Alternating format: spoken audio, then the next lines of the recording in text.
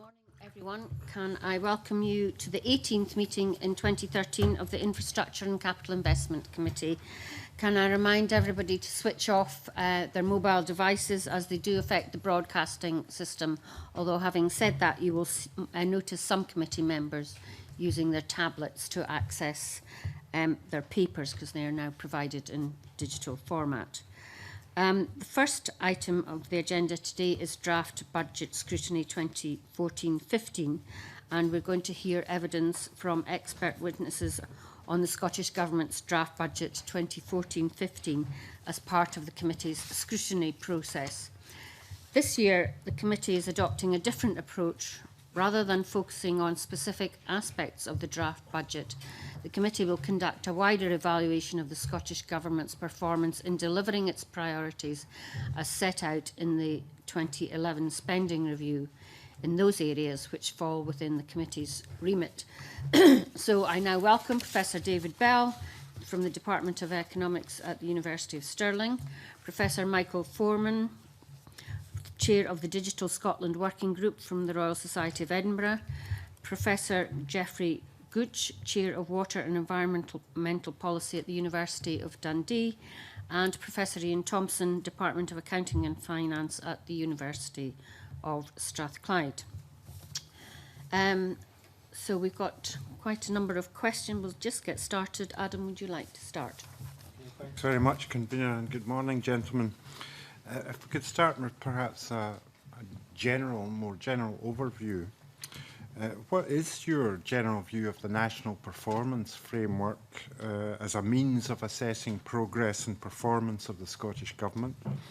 And does the set of purpose targets and national indicators make sense in general? Who would like to kick off? Professor Thompson. Don't worry, it'll come on. It'll come on, okay. I mean, if you actually look at the performance framework, depends what perspective you're looking at it. If you're looking at it from a sustainability perspective, which is the area that I'm kind of my specialist areas, it's extremely poor in terms of sustainability. The way in which the performance framework is assembled is misses out a lot of important aspects of the priorities, of the targets. And if you try and do a mapping, which I have done on numerous occasions, trying to link out the objectives through sort of really kind of straightforward ways in which you would construct frameworks, there's big gaps in what's there. And if you look at things which are missing, there's things like there's nothing on air emissions, air pollution. There's nothing on kind of really water. There's nothing on industrial waste, hazardous waste. There's some measures of things like income inequality, but again, not necessarily the best ones, the ones that are standardised. And it's very difficult to do any kind of international benchmarking with it. Having said that, there are some really strong bits, if you like, in terms of health and perhaps some things on education. So it's patchy. And if you look at the distribution of the indicators over the priorities, many of them are not actually covered that well. And the other thing is the data is massively out of date. So if you're actually trying to do any comparison, there's some of them like the carbon footprint is 2010. So you can't actually, you know, and I think on 8 of the ones which are selected for the committee, there's no data which would allow you to evaluate the progress since 2011. So that's not very promising. Yes, Professor Gooch. I would actually agree with Ian in this perspective. Obviously, my special competence is in water and environmental issues, and in the same way as Professor Thompson has pointed out that there is lacking really indicators, I have not been able to find something specifically on water in the performance evaluation. There are other issues which are related to water, which can be seen as part of the water field, if you like, but there's nothing that is specifically on the water, I don't feel. I think that is a lack. But in that case, and the information is probably available elsewhere, but not in the... I mean, is it available from the annual report of Scottish Water or whatever? Some of it is available, obviously some of it is available, but not all that would be useful to have access to. David, did you want to come in?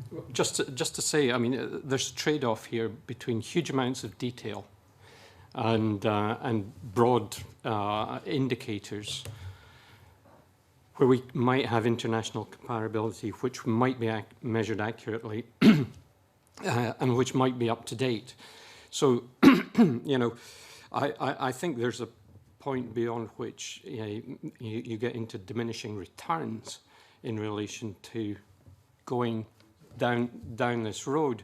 I mean, it's, you know, it does seem to me that the exercise itself is a useful exercise, but one shouldn't place too much store on it as such until, you know, there's a long history of refinement. It certainly is innovative. There's no question about that, but, you know, there's a way to go.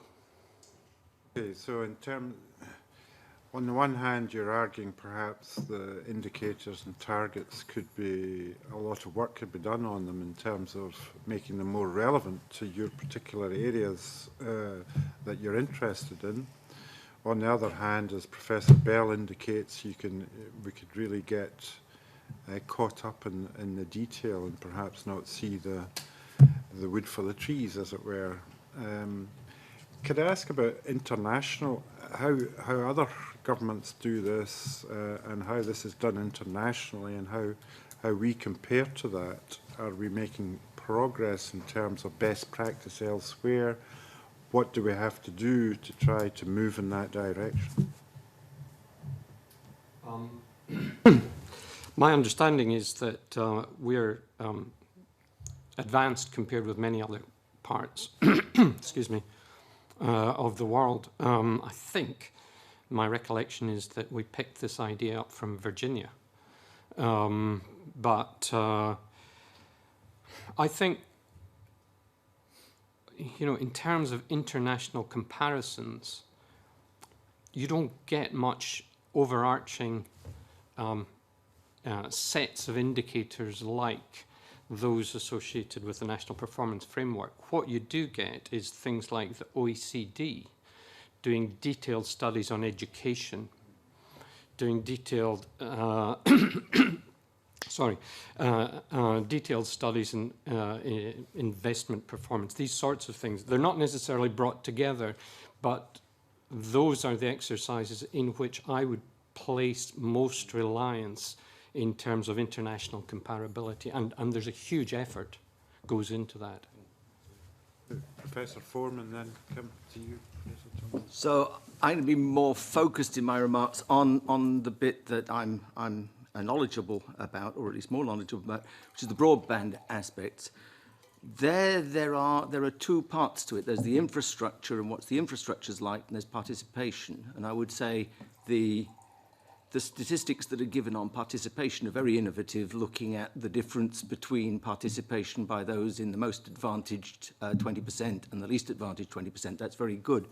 When you come to the infrastructure, the measures that are given basically come from Ofcom, and they, I would say, are useless in terms of measuring progress against the digital divide. They look at average speeds and fail to disaggregate, so you can't see whether an increase in averages comes because those who have fast speeds already are getting much faster speeds, or we're actually addressing the needs of those who have slower speeds. Unfortunately, I think it's the former rather than the latter that is happening, but the data couldn't tell you the difference. Yeah, and just going on to issues about international comparison, it is correct that there's not many kind of countries have actually made an attempt to establish a kind of robust framework. But where they have, but this type of framework is quite commonly used, and I mentioned it's like Virginia, it's also places like Oregon and kind of Seattle, you know, also make extensive use of this outcome-based things. One of the problems is this isn't outcome-based. This is largely intermediate output-based rather than outcome-based. And there's a major difference between how this is actually, framework is implemented in Scotland than it is in Virginia and if you like in Seattle and Oregon, and maybe, and also Alberta and Canada, who've maybe taken it a little bit further, and I'd say they're kind of like best practice. So it's looking, and as I say, it is relatively innovative. What's lacking is a structure. What you have is effectively a flat set of interconnected indicators that you can actually see. If you pick one indicator, you go around and you can see it can affect 5. That's bad practice. So you change one thing, and it trickles all the way through. A lot of things, for example, population growth. Population growth can affect a lot of these kind of key things, particularly when you've got denominators. So it's the extent of the interconnectivity and the lack of structure. So there are models, for example, that maybe have up to 200 indicators. I'm not suggesting them, but they're structured into a hierarchy where they actually flow logically down, and you're maybe dealing with 8 headline indicators, and these other ones are kind of, they're drilled down into some kind of structure.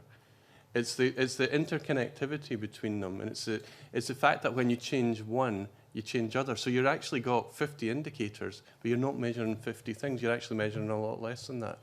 And you could actually achieve a lot more with I thought, with 20 indicators, the same effect you've actually got just now. So you would advocate doing that exercise? Yes, a kind of structured hierarchy. And again, if you do it properly, it actually works really effectively, and you're not bogged down.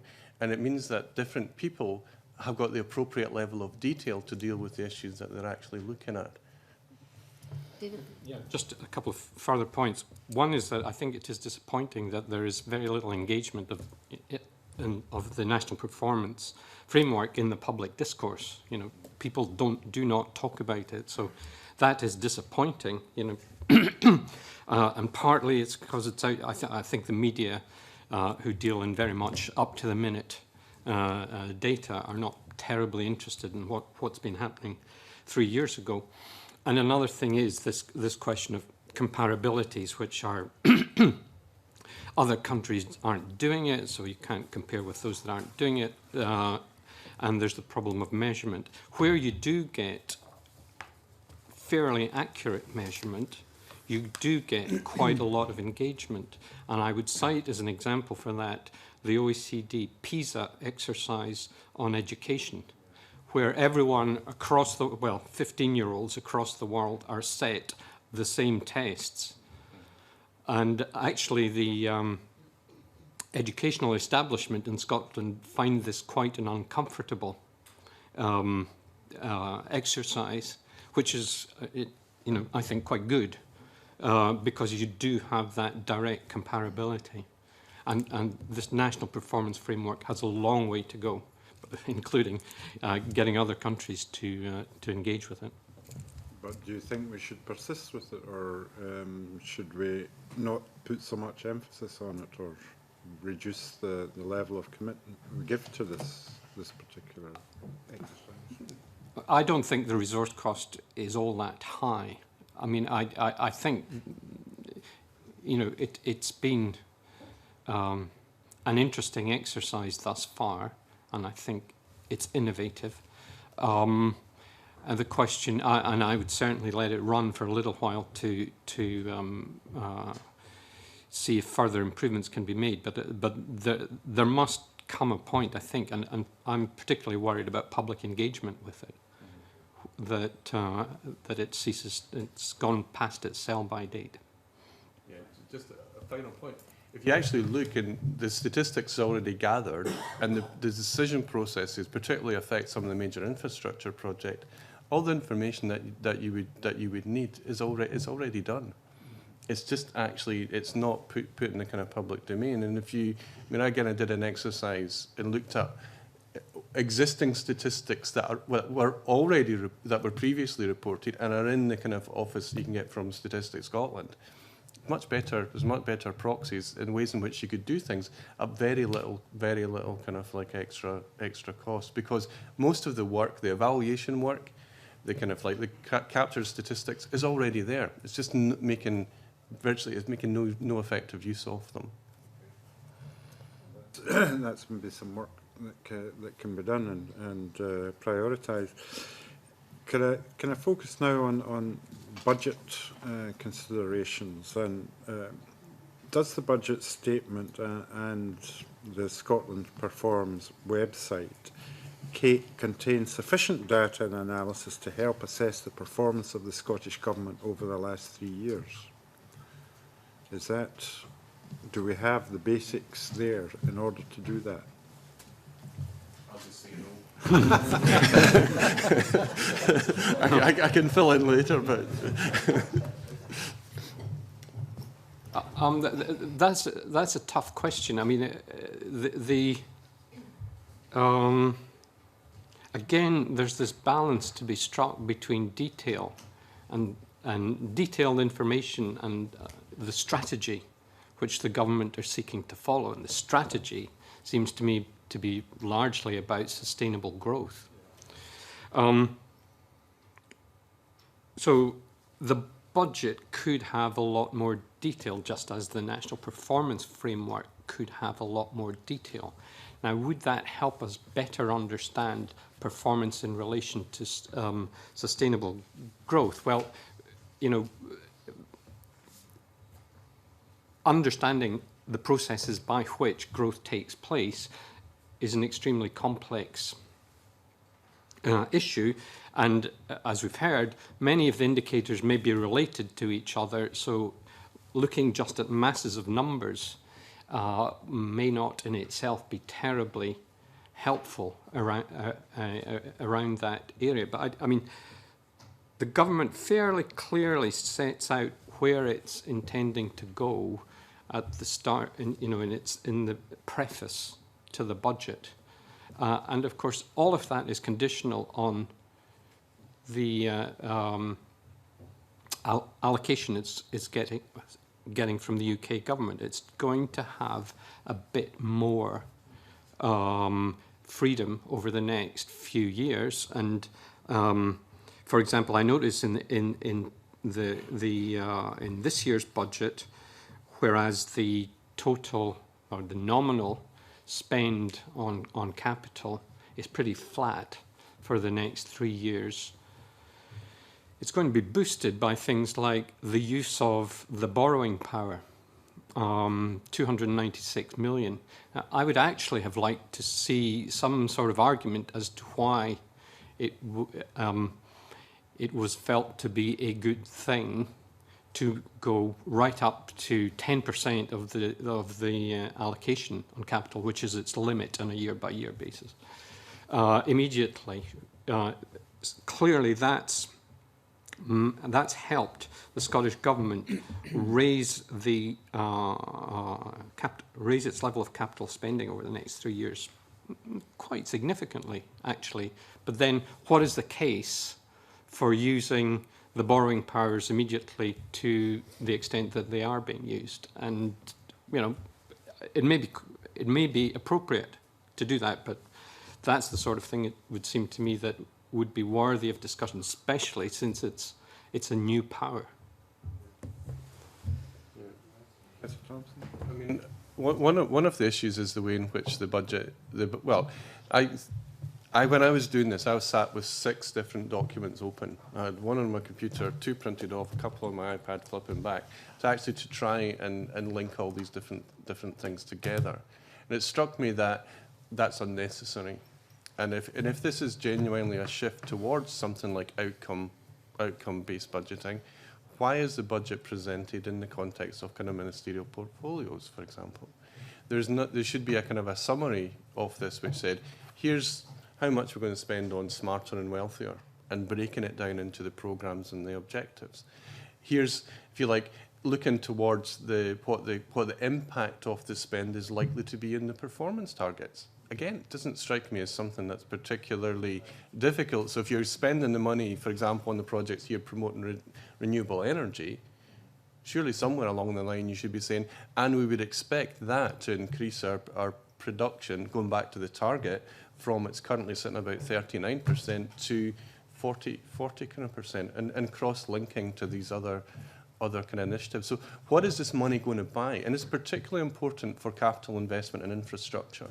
Because one of the problems is that lots of budget scrutiny is based on recurring normal expenditure, where things are more likely to be the same each year. You're running a hospital, a hospital's more likely to be like it was last year than anything else.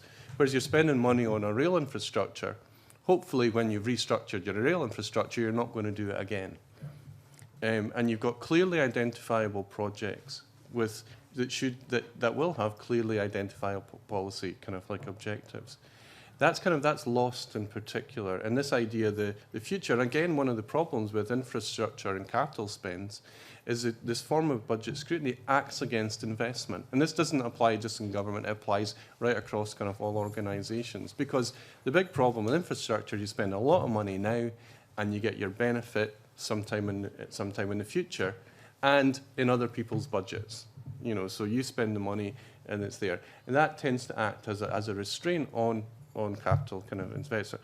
And taking it from a sustainability perspective, where we need some radical kind of infrastructural changes, again, there's a bias against this type of year-on-year scrutiny, looking at past performance rather than what this is likely to kind of like to achieve. It makes it very difficult to actually do this. And I think it's a particular problem for the kind of like the type of expenditure that this committee is actually examining, where it's maybe not such a big problem for things like kind of health, education, where it's more recurrent spending, it's more likely to be the same.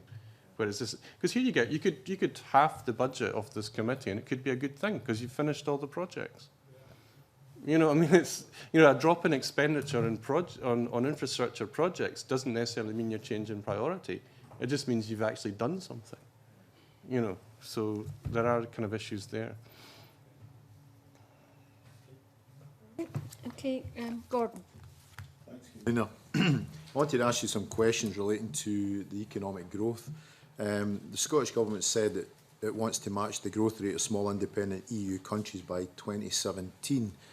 The capital expenditure budget that the Scottish Government's put together is suggesting that just over 50% should be spent on digital, water, housing and transport infrastructure. And given that the budget has been cut in real terms since 2010-11 by around about 26%, how do you feel that this mix of capital expenditure areas compare internationally with other more successful economies? And how is the areas that's been selected going to help economic growth to achieve that target?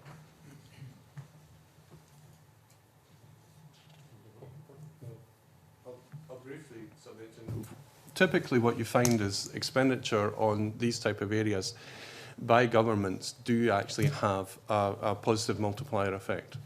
And that if you actually look at when you spend the money, that things like kind of housing and transport, even things like kind of poverty alleviation do typically have a positive multiplier effect.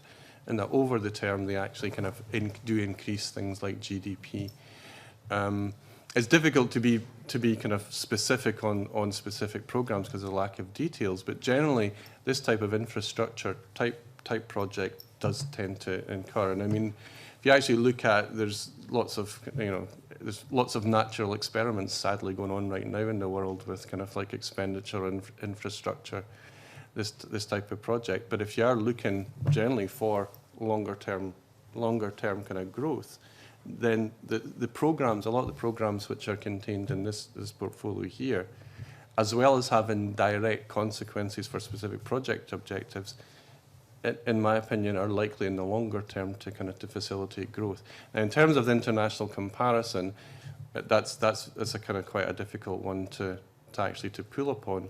But again, if you look at some of the countries which are surviving better now, typically haven't gone for austerity, they've gone for infrastructure type expenditure because it has that longer term multiplier effect. Now, I'm just a bit of an amateur economist, so Yes, Professor. Just a comment from the digital perspective. First of all, digital occurs throughout this document many times. Because it's important for progress in all areas of the economy. But one of the things that hasn't happened in the UK, and in fact has happened only in a few places in the world, typically smaller ex-Eastern Bloc countries, is to actually view this as an infrastructure investment. What's happened in the UK is we have invested in enabling the monopoly provider, or the ex-monopoly provider, I beg your pardon, to reach more customers, and that certainly does have a beneficial effect on the economy because it brings more people linked together, but it doesn't provide an infrastructure in the way that bridges, roads and rail do that is open to everyone. And unless that's opened up, we will not realise the full economic benefits, in my view. And that's only happening, as I say, in certain small countries that we used to think weren't worth competing with. But I think we will find things are different soon. I think the key issue is whether this extra investment enhances the ability of the economy to supply.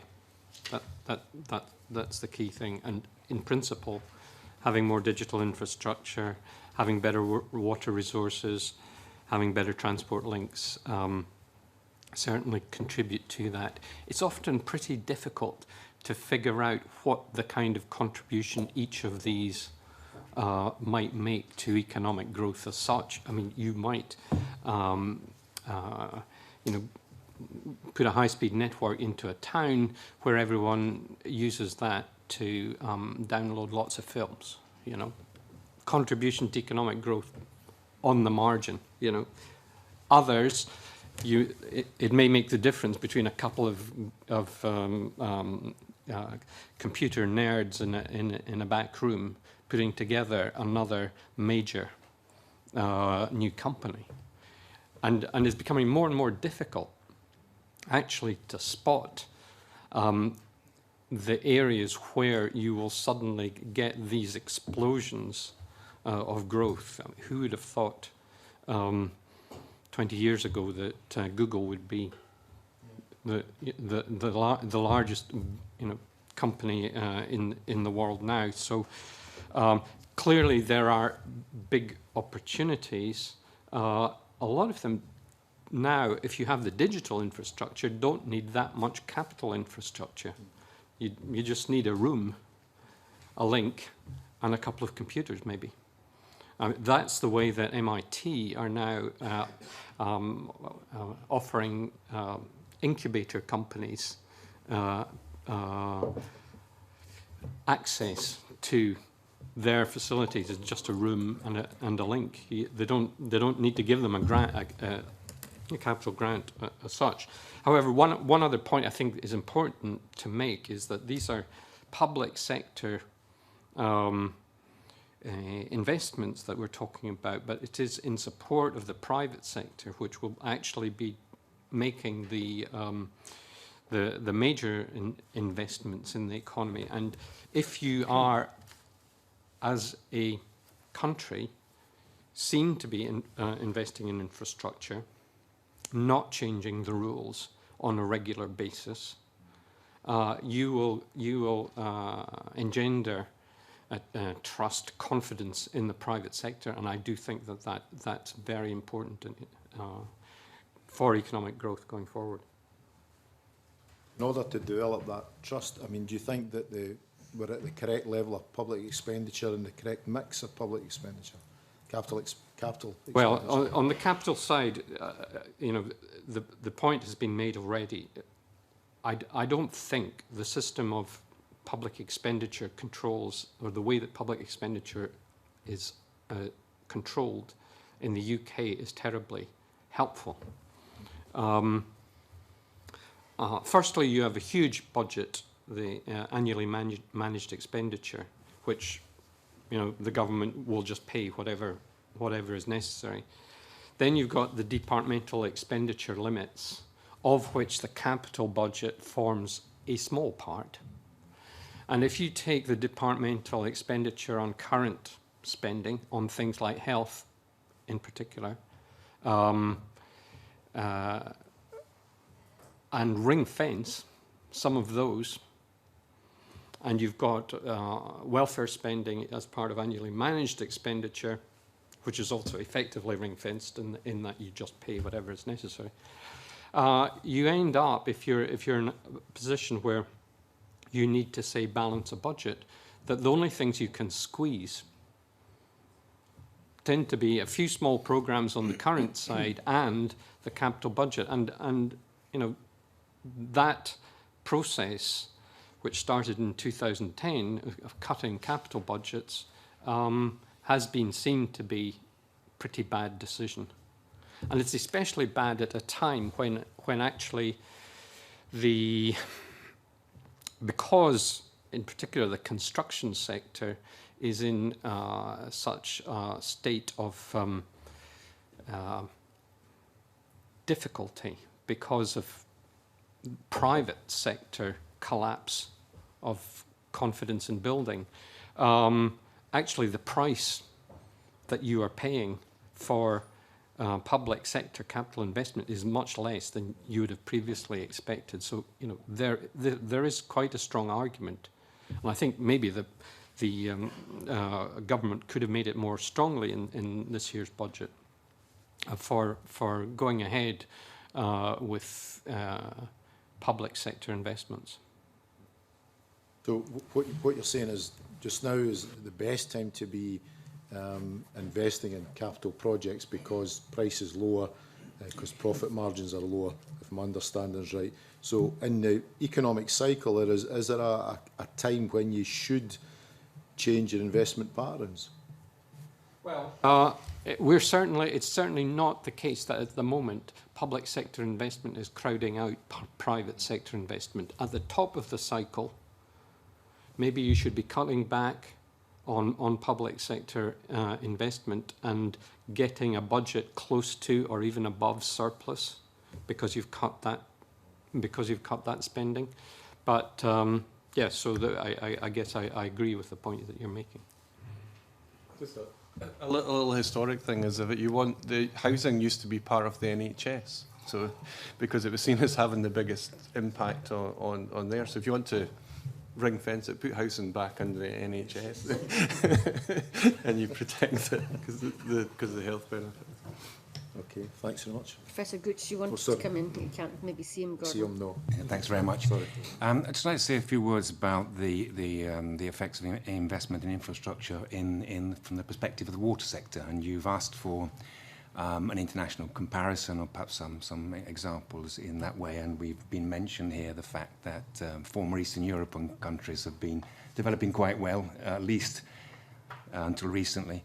And I think in this perspective, we have to see the state of that infrastructure and when it was built in the first hand. So, if you have a country, a former Eastern European country, which has a very, very low standard of infrastructure in the water sector and needs to build that, that would obviously generate a lot of income during the initial period to get that infrastructure, wastewater treatment and so on, into a reasonable standard. Now, if we have countries that built their infrastructure 100 years ago or 150 years ago, and they're reaching the time when that needs to be renewed, there's a possibility, there's a window of opportunity, I think, in this case. And that is not to recreate the infrastructure of 150 years ago, but to take the chance to look and see what can be done in a different way today. That kind of investment in new kinds of infrastructure also provides a country with a possibility of getting into this export market of water and environmental technology, which is growing quite rapidly around the world. So my point being here that if you're in that position where it's time to change or renew, then don't renew in the same way as before, but look for those opportunities of new kinds of technology that can be exported. And back to that later on. Right, Mary? Thank you, Convener. I wanted to ask a few questions around targets and the way targets are shown, particularly productivity and cohesion targets, and our participation as measured against the rest of the UK. Now, productivity targets are shown as maintaining, while cohesion targets are shown as worsening.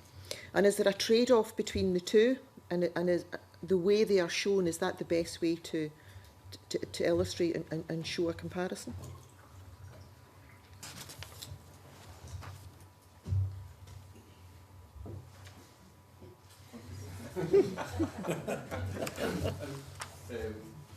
Trying to actually understand some of the rationale behind some of the indicators is quite difficult. to try and see what's actually happening, particularly the way in which the benchmarks are set. So you've got to start to kind of question, why is it, for example, is it the 5th in the lower quartile or the 3rd decile and things like that, which if you're looking at things from a more sort of objectively looking at statistical, you'd have to say, well, why are those issues significant? I mean, if they're aspirational, then that's fine. You know, then there's no reason not to have an aspirational target. But they are relative targets, and I personally sometimes have a difficulty with relative targets where you can actually get better by someone else getting worse. I think that's a stupid target. You know, so as long as they're getting worse, the gap's getting smaller, but we're not necessarily getting better. So the way in which targets and indicators are set, this idea of whether they're absolute, they're a relative against something, yet that something can change, in which case it makes it very difficult to say the gaps the issue. What you're actually saying is what's the raw data? So what is our productivity? That to me, that makes much more sense than just put a line across the graph and say that's where we'd like to be. The idea that this kind of in some ways goes, this relative measure is there, and again the participation. It's like again.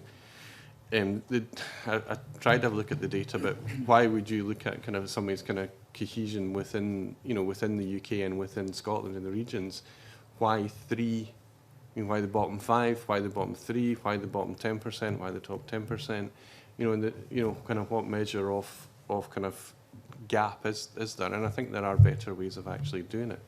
And I think the kind of issues about inequality between these and this idea of productivity are very important things to measure. But measuring them against a kind of elastic band that can be kind of squidged and changed, and you win because, you know, the other side's getting worse. You know, that doesn't necessarily indicate progress.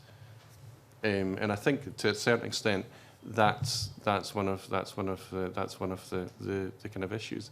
It's like things like, you know, carbon. You know, one of the best things for carbon reductions is a recession. It's a stupid argument to make, but you know, it's because you're measuring the wrong thing. You know, so I do think that my view is a lot of these relative targets are very kind of problematic.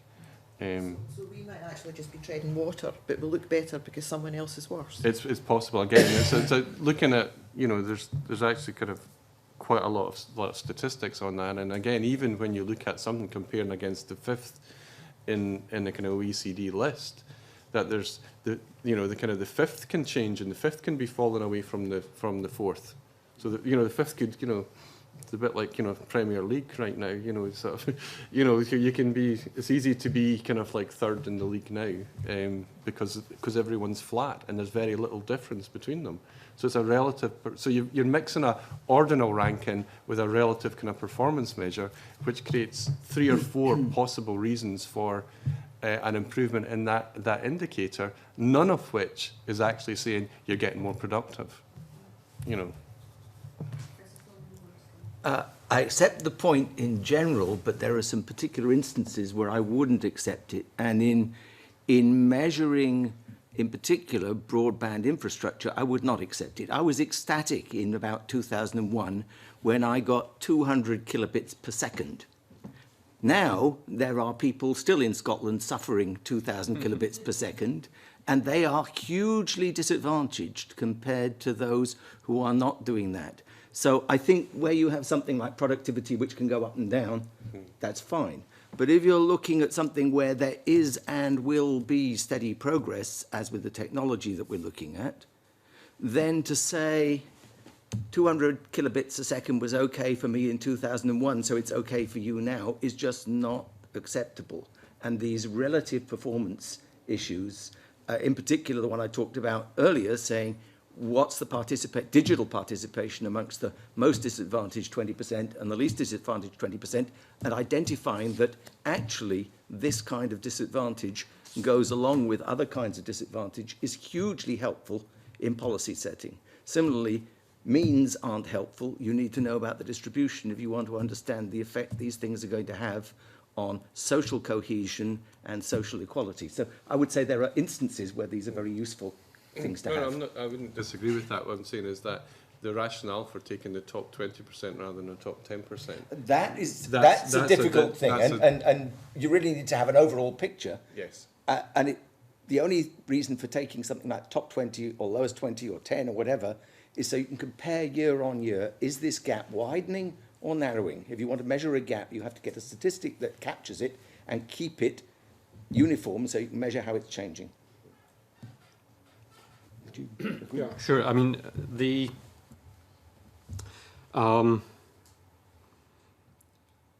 I guess there's a kind of presumption at the back of measuring these things like cohesion and productivity targets that the government can really do something about it. And, you know, the ability of governments to influence these things to a great extent has to be, you know, thought of as fairly qualified. So, you know, I started my career and there were problem bits of the west of Scotland compared with other parts of Scotland. You know, a lot of money has gone into trying to improve various aspects of that environment, but still there's a gap between the West. And, you know, some of these things have been admirable, but still government policy concentrated over a long period of time has not really brought the level of, say, incomes or employment participation, to be more precise, in Glasgow anywhere near what it is in Aberdeen. And that's, you know, largely a function of the way that the economy has changed. 100 years ago, the situation probably was quite different, but there are these big forces out there, and it's sometimes important for governments to realise that they cannot, in a kind of day-to-day basis, change things that they might want to put in a document and say they're aspiring to change.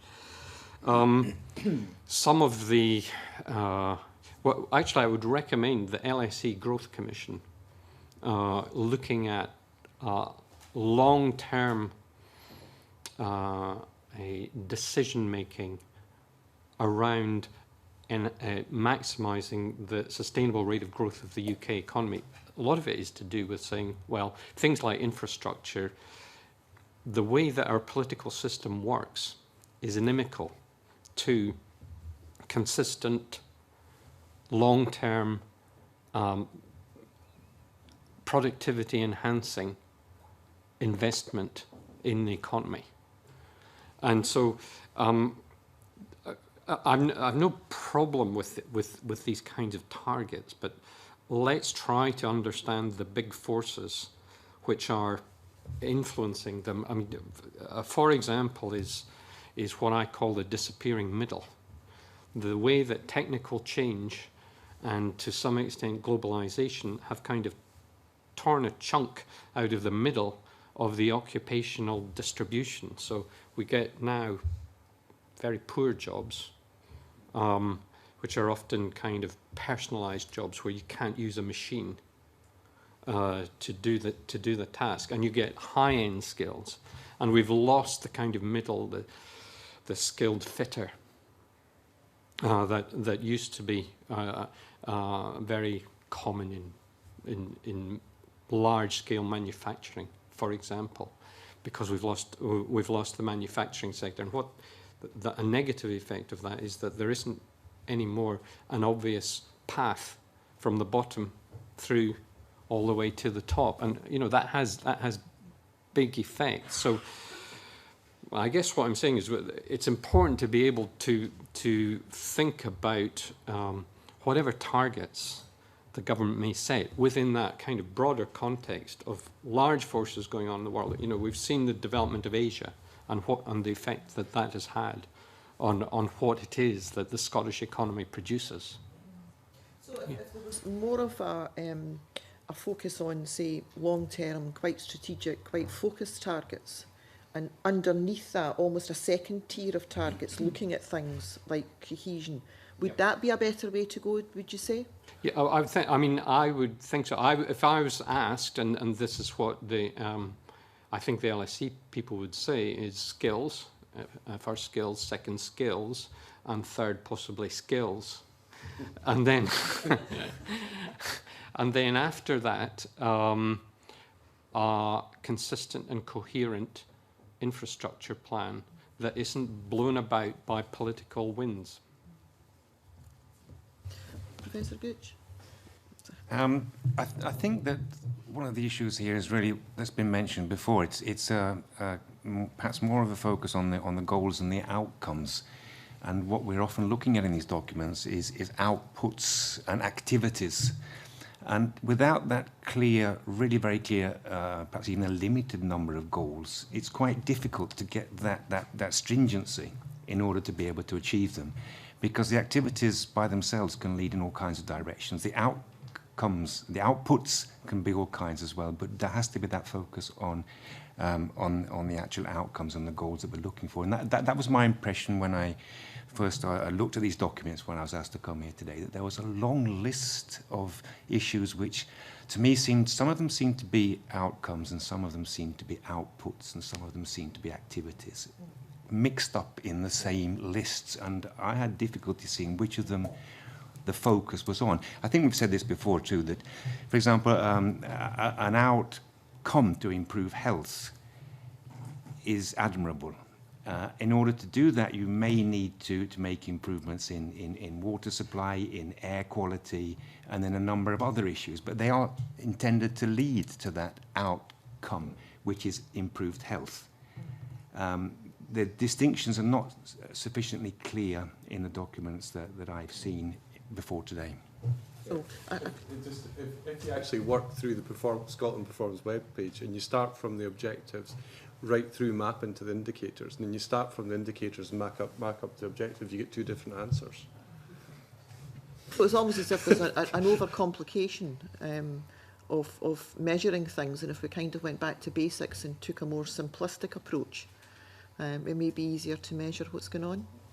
Yeah. Well, I think it's a question of if you really, when you start defining outcomes, it tends to be, well, yes, that's really important, and that's really important, and then someone else says, but that's also very important, and that's also very important, and then suddenly you end up with a wide range, and there's not really that clarity that's necessary with the limited resources that any country has as far as the economy is concerned.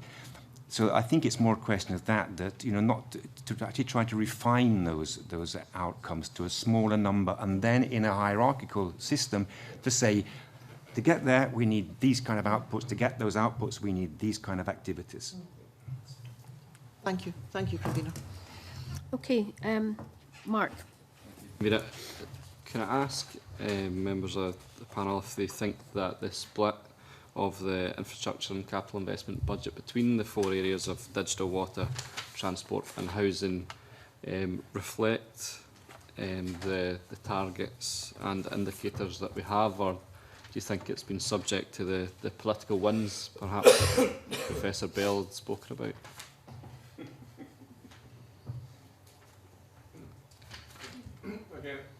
I had a look, well, as I say, particularly kind of looking at it from the sustainability perspective, which is, in some ways why I'm here. And so if I looked at it and rather than look at it in terms of those elements and said, to what extent does this contribute to the sustainability kind of like outcomes, which, are kind of greener and also kind of healthier and a little bit of the strengths.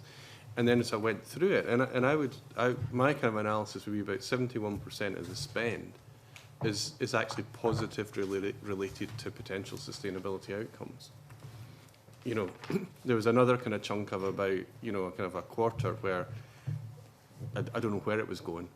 And then there was a little bit, about 7%, which I would say would be slightly acting against a move towards a sustainability. However, it fits with the priority, which is the regeneration sustainability strategy, which I slightly disagree with, but that's, but it's largely coherent with that strategy. in terms of things. Now, whether that's blown to the political winds, I wouldn't have thought so. I think there's a there's a consistent pattern that remains, and there is a consistency going back, you know, even to about 2000, looking through the strategies and the budgets. There's been a strong pattern of things, particularly from a sustainability, which has actually been growing, becoming more important as things are actually going on. And my kind of take on it would be, most of this expenditure, you would say, in terms of achieving a sustainability outcome, the sustainability strategy is targeted that way. Whether the sustainable strategy is one that, if you were sitting back and looking at it, you would say that's 100% right. That's the political decision, but that's largely got to do with roads and how you kind of like judge roads. So my take would be, rather than looking at the balance from that way, because I was looking at it from an outcome basis, I'd say it's very much kind of focused on that agenda, which perhaps, the other thing I'd say is there's not enough money being spent on it. If you're looking at sustainability from that perspective, the overall spend, whilst it's been spent in the right areas, none of this expenditure is game changers. None of this is going to bring about structural change. But again, that's perhaps got to do with some of the political expediencies in terms of the scale of the budget. But in terms of where it's actually going and its likely consequences, I would kind of, from a sustainability perspective, I would say it looks good, and that was the area I was looking at. So. I would say that from the digital perspective, it hasn't been seen as an infrastructure investment. It just vanishes compared with the others. That's at least in part a consequence of the same thing happening at UK level, and there being some funding on the table coming via Westminster that I think has possibly stopped Scotland doing anything else that might have been more imaginative. But I think it's a huge lost opportunity. We have, in the HIE procurement, actually got a load of new fibre going in, about 1,200 kilometres of fibre that will actually bring fibre to the islands. That will make a difference. That's like building a motorway system. But most of the expenditure has been targeted on the political thing of bringing higher speeds to some proportion of the population, typically higher speeds to those who already have higher speeds, and then doing something at the fringes, but leaving at least 10%, and I think more likely 20% in Scotland not getting those benefits. So I think there's been no political will to view this as a proper infrastructure project, to see it as something that affects not only service to the home, but also the availability of commercial wholesale services and the stimulation of competition in creating new and innovative services. I just don't think it's been done. So I think there's a huge failure, but I wouldn't put it by any means all in Scotland. I put most of it in Westminster.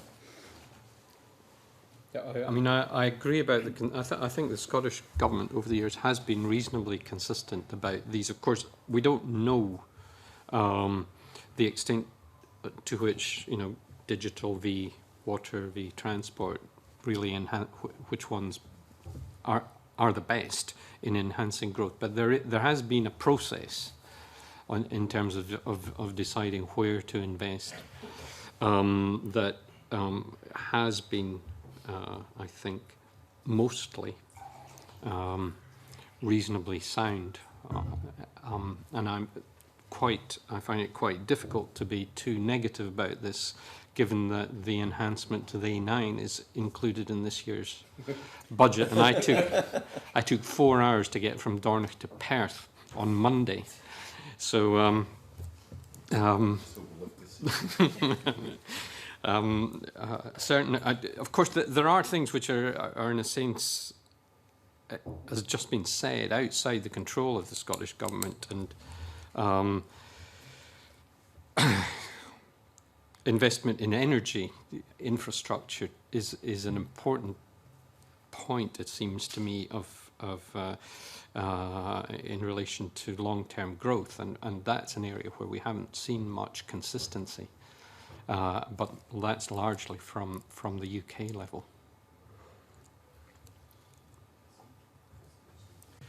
I think the budget is quite clear as far as the water sector is concerned. I think the the confirmation of capital borrowing for Scottish Water is pointing the direction that there is a possibility to continue investment in the infrastructure in the water section. So I think that's very clear in this budget.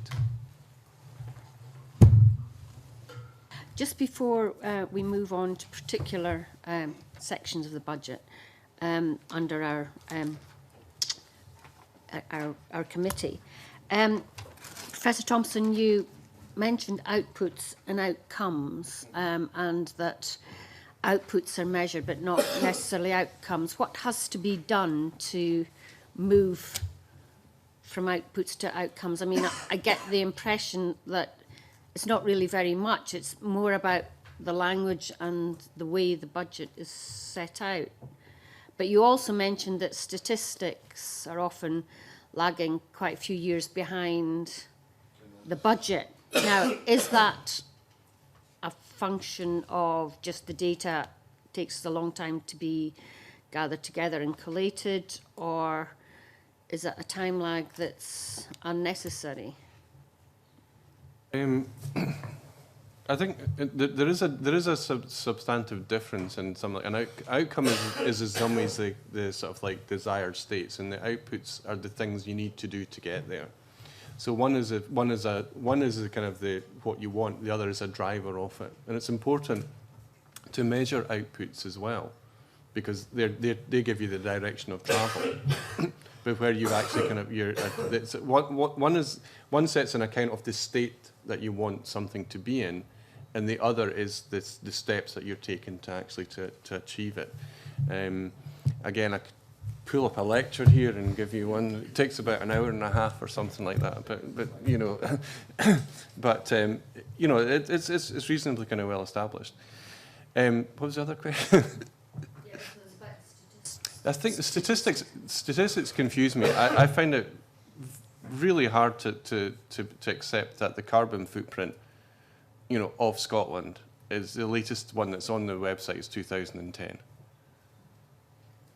Yeah, that's you know, that surprises me. I know people who've done the, you know, working on the, I suspect David does as well, working on the input-output tables. I think they're slightly further ahead than that.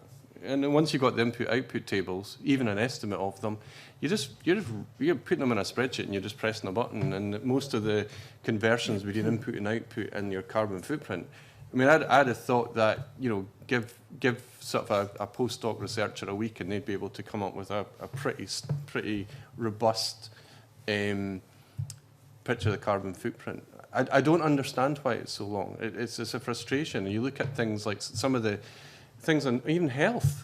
I mean, I used to work in the health service, and I know how when these things were almost real time. They were kind of like we were turning them out in the hospital. Trust me, we were doing all that stuff. We were doing all that at the, you know, in July after the end in April. Yet they're not there. I don't understand it. I find it very hard to see why there is such a delay. There may well be. I suspect it's got a lot to do with underinvestment in statisticians. Nobody really likes statisticians, which is a kind of a shame. More statisticians, give them. I mean, the geeks are arising in America, so, you know. But there's an important evidence base, and I don't know whether or not there's lots of data sitting there, bubbling under, that needs to be approved by someone before it actually goes in the public domain. That's what I suspect, is that there's some kind of test and there's some kind of validity. But a lot of this is basic modelling. I mean, it's sitting there, just waiting to kind of press a button.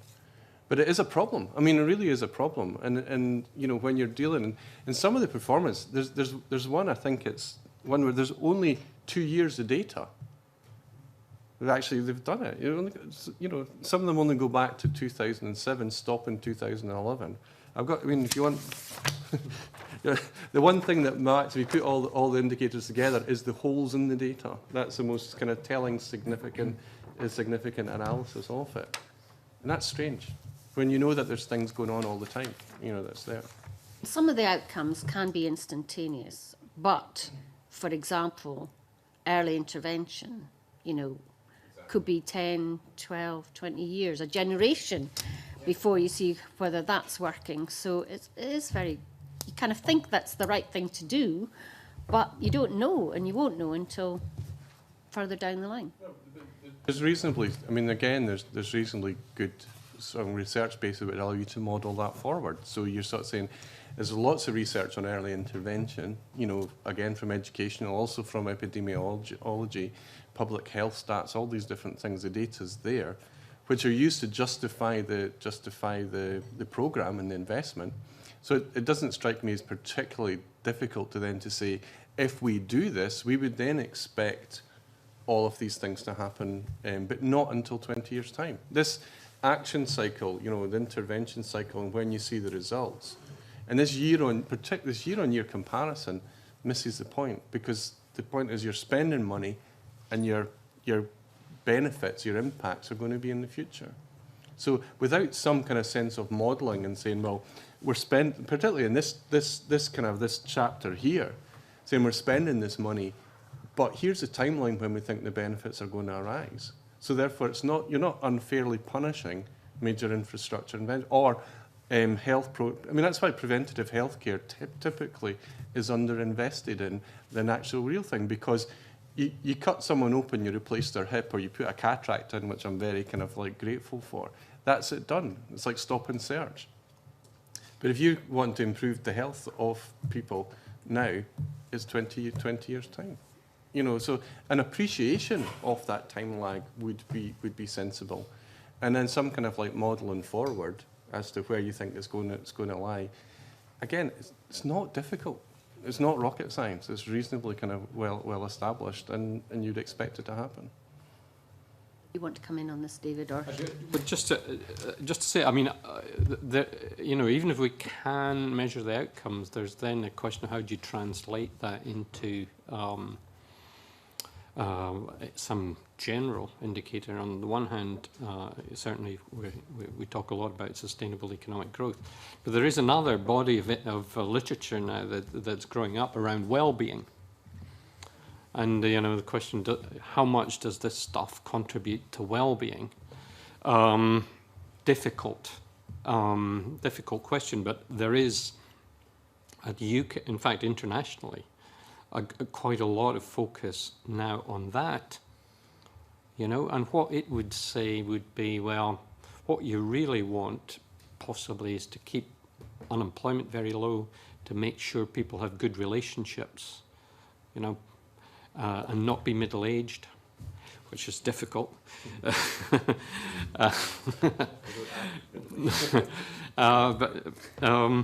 And there's, I think we too, talking about the digital issues, are coming to a time where it will possibly be available to us to kind of ask people what they think about the relative value of different outcomes on a kind of real-time basis. Now, this is not good news for politicians, I don't think, but there have been exercises like this in relation, say, to health and which health interventions people value. And of course, people do tend to value the acute intervention, and they don't necessarily see the benefit of the public health intervention that yields its benefits way after the time that it actually was instigated.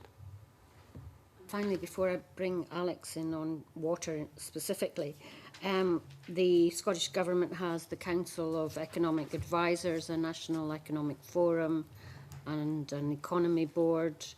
How do you view the operation of these various bodies in helping resource allocation, both between various budget headings and particularly within the infrastructure and capital investment budget? Well, it seems to me the Council of Economic Advisors is very broad brush, setting the overall strategy. It's not necessarily going to help a great deal in terms of, you know, detailed consideration of, if I have £100 million to spend, how exactly am I going to spend it? So it sets the Council of Economic Advisors sets a kind of framework to which Scottish ministers can then refer if they get asked difficult questions at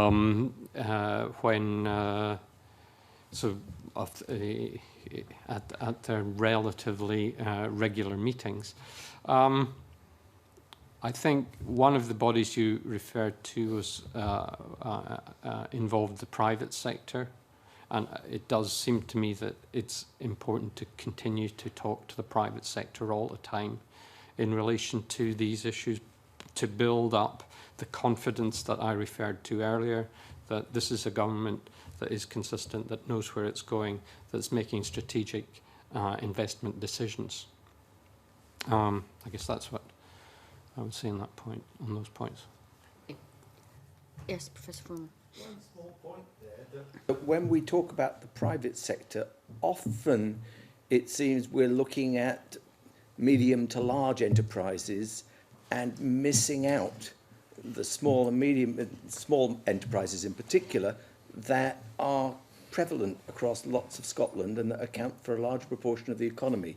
And I think engaging better with that section of the economy is something that government finds very hard, everyone finds very hard because they're very busy and they don't have time to engage. But nevertheless, I think there are huge untapped gains possible there. Okay. Yes. Just add one small thing to that.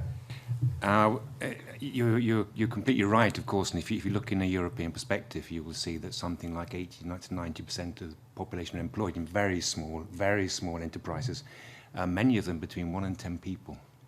And of course, that is the reason that the European Union has taken such an interest and is providing support for cooperation between SMEs and research institutes.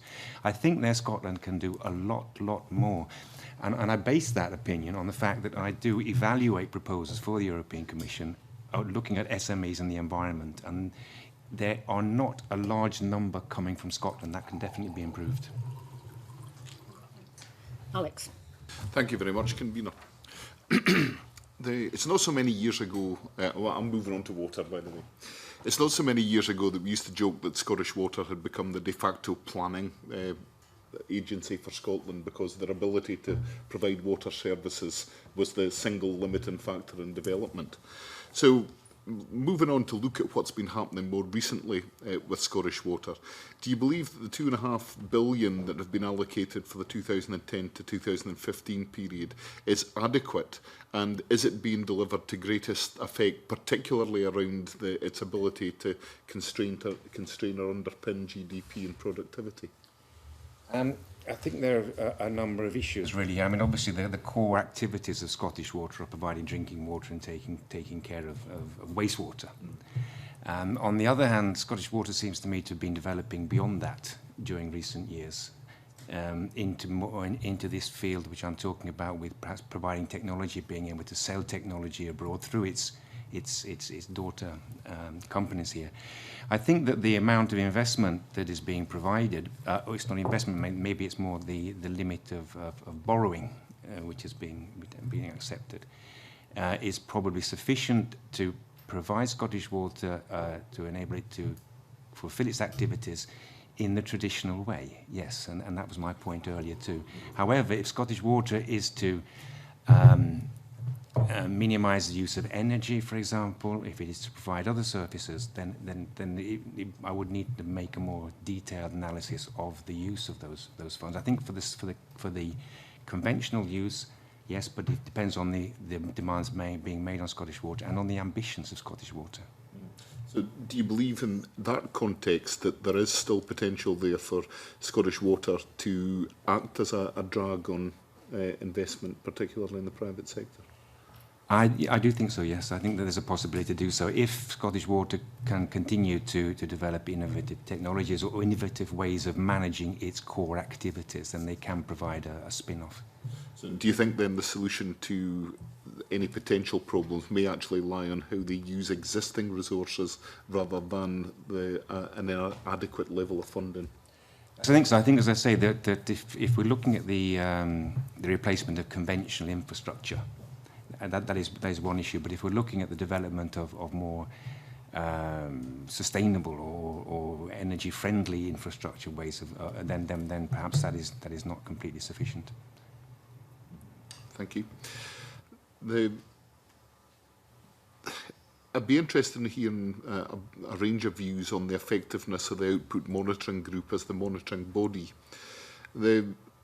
Are the Output Monitoring Group's reports sufficient to gauge the performance and the linkage to the National Planning Framework measurements or measures?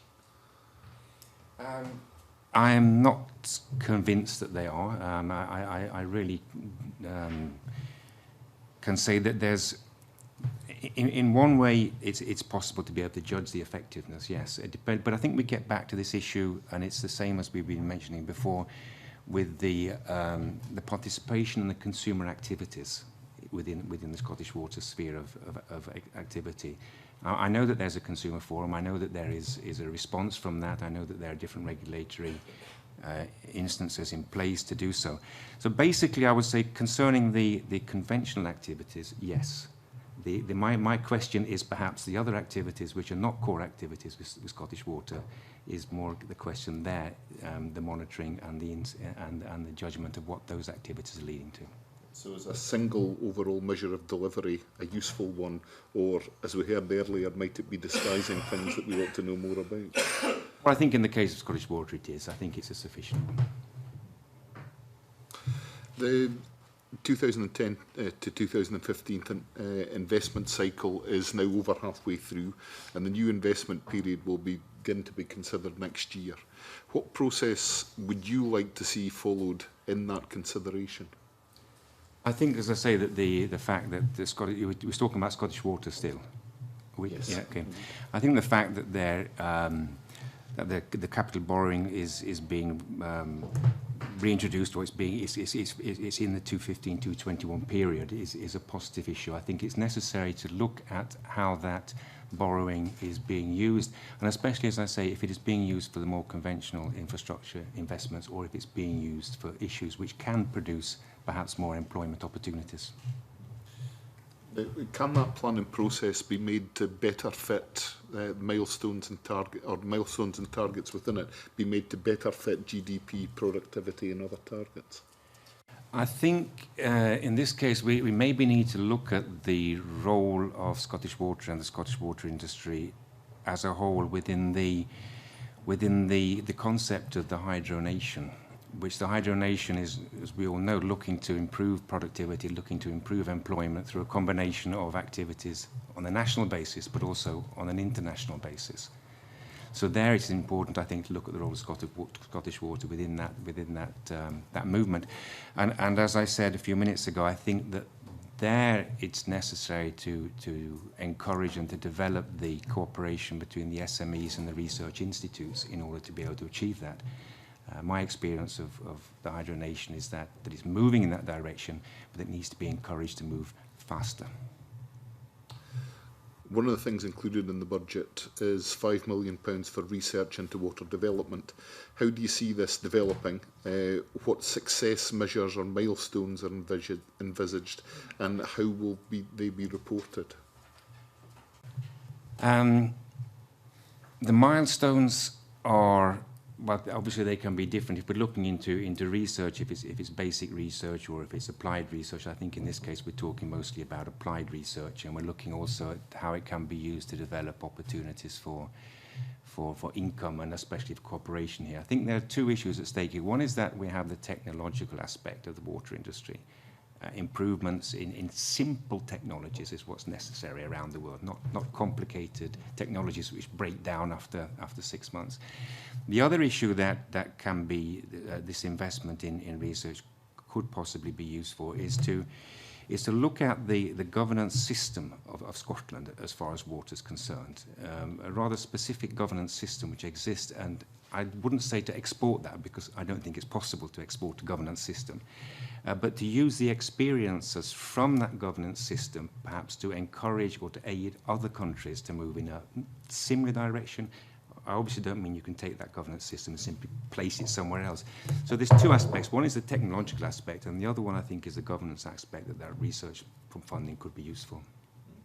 Just on that, I mean, I think when you look at Scottish Water, it's very difficult to evaluate what they do on their own because they're part of a wider regulatory system, and they have if you like, they're restricted in some of the things they do, and some of the reasons why they appear to be blocking certain types of planning is because they've got a responsibility to charge for that. And that's it. So you've actually got, well, you need to look at there's Scottish Water focus on them, but also there's other institutions surrounding them that affect their ability to react. So one of the reasons perhaps where they have to borrow money is because they're not allowed to charge more or charge less, because that's a kind of a function of the kind of the pricing mechanism. So I think it's important when you're looking at water is to look at this wider kind of governance network of systems rather than concentrate on a single institution, because a change at one level, saying, well, we're going to cut, for example, we're going to cut the price of water to consumers, will actually have a kind of an impact on how well they can actually do these other things. So, you know, it's a package that I think is important when you look at kind of water rather than a single institution.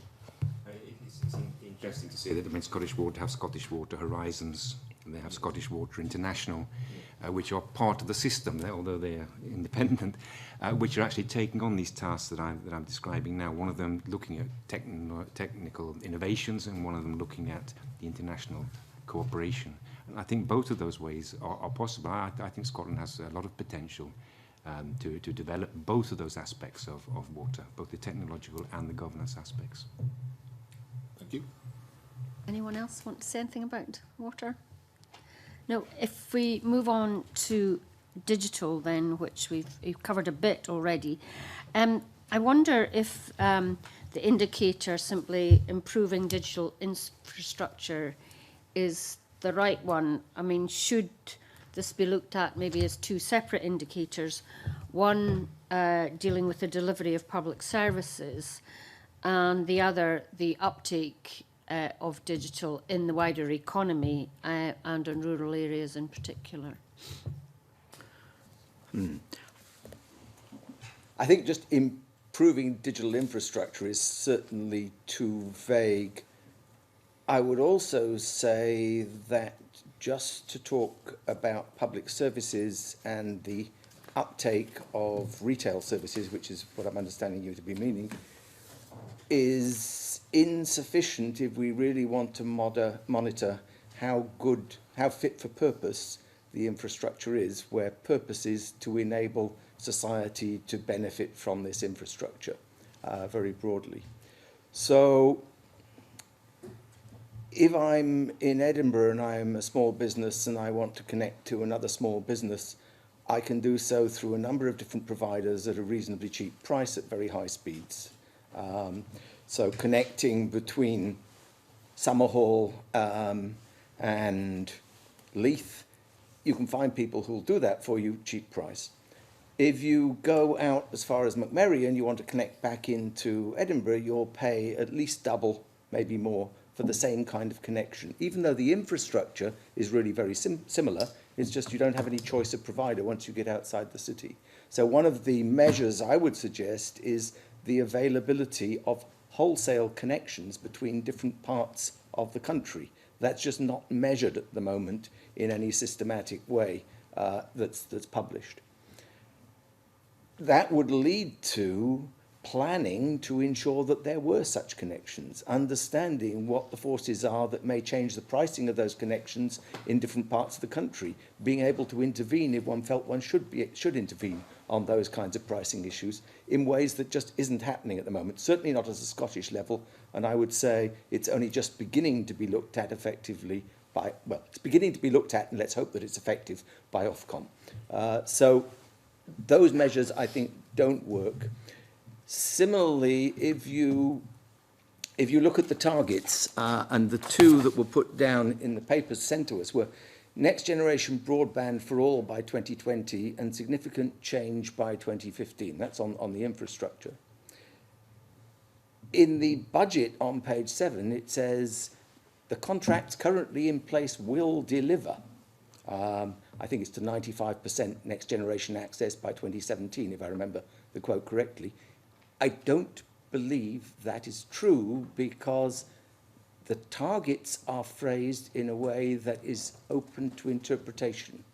If I say to you, you have access to next generation broadband, you would expect from your home to be able to procure a service that delivered next generation speeds, and you would expect that to be what's called super fast, better than current generation speeds. In fact, a significant proportion of the people who have access to next generation broadband will not have access to the next generation speeds because they're still at the end of too long a piece of copper. And in fact, that brings us back to the, do we invest in a new infrastructure or do we rejig the old one? A lot of what's going on at the moment is what's called CURE, copper realignment, reconnecting the copper things so we can reuse them to deliver services to people's houses, but those services will depend on the length of copper you have, and in many parts of Scotland they'll still be too long. So I think we need to be much more careful about the kinds of targets that we set, and they have to be set in relation to an understanding of the technology, and they're not just about the retail use, they're also about the wholesale uses, and those fall by the wayside in general discourse about this. When you come to the public services, then I do think that we're making progress there. I think one of the things we were in danger of doing, and I'm not sure whether we've got out of the woods yet, is in separating that procurement for Swan from the procurement of the infrastructure, because of course the investment in public service infrastructure actually stimulates investment in infrastructure which can be used for both kinds of services, and that connection is only very weakly made at the moment. So there's certainly a danger, and it happens in many parts of the world, of paying twice essentially for the same infrastructure. Once it's going to cost us a lot to put this in for public services, once it's going to cost us a lot to put this in to deliver to people. But actually, the pieces of fibre in the end are the same pieces of fibre. So I think linking those together is important.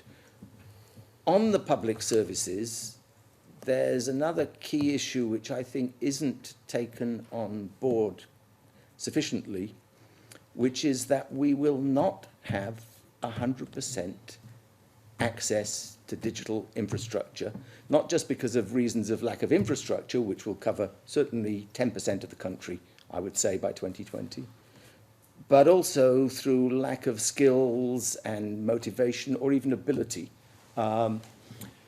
So there's a gap, and the benefits that are supposedly to be realized by channel shifting to digital will not be available 100% to government in the way that they are to businesses.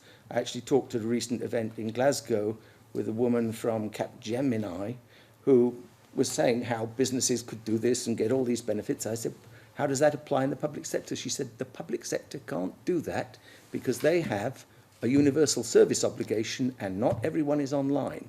So I think the forecasts for the savings that will be made by shift to digital are probably over-optimistic, because to realise all of those forecasts, you have to, or all of those savings, you have to do away with the other ways of doing things. That will not be possible in public services. We will still have to have other ways of reaching many of the disadvantaged people in Scotland. So when you come to targets, it's fine to say we're going to move all of this, but you're ignoring the fact that you won't be able to move all of this. When you come to targets on access, it's fine to say we'll give next generation broadband access without realising that it's not going to give what you really think it means, because there's some weasel words in there. So we have to be very careful about these targets and what achieving them will mean. It won't mean as much as we would like it to mean, is what I suspect. Okay, there's an awful lot in there. If I can try and disentangle it a bit.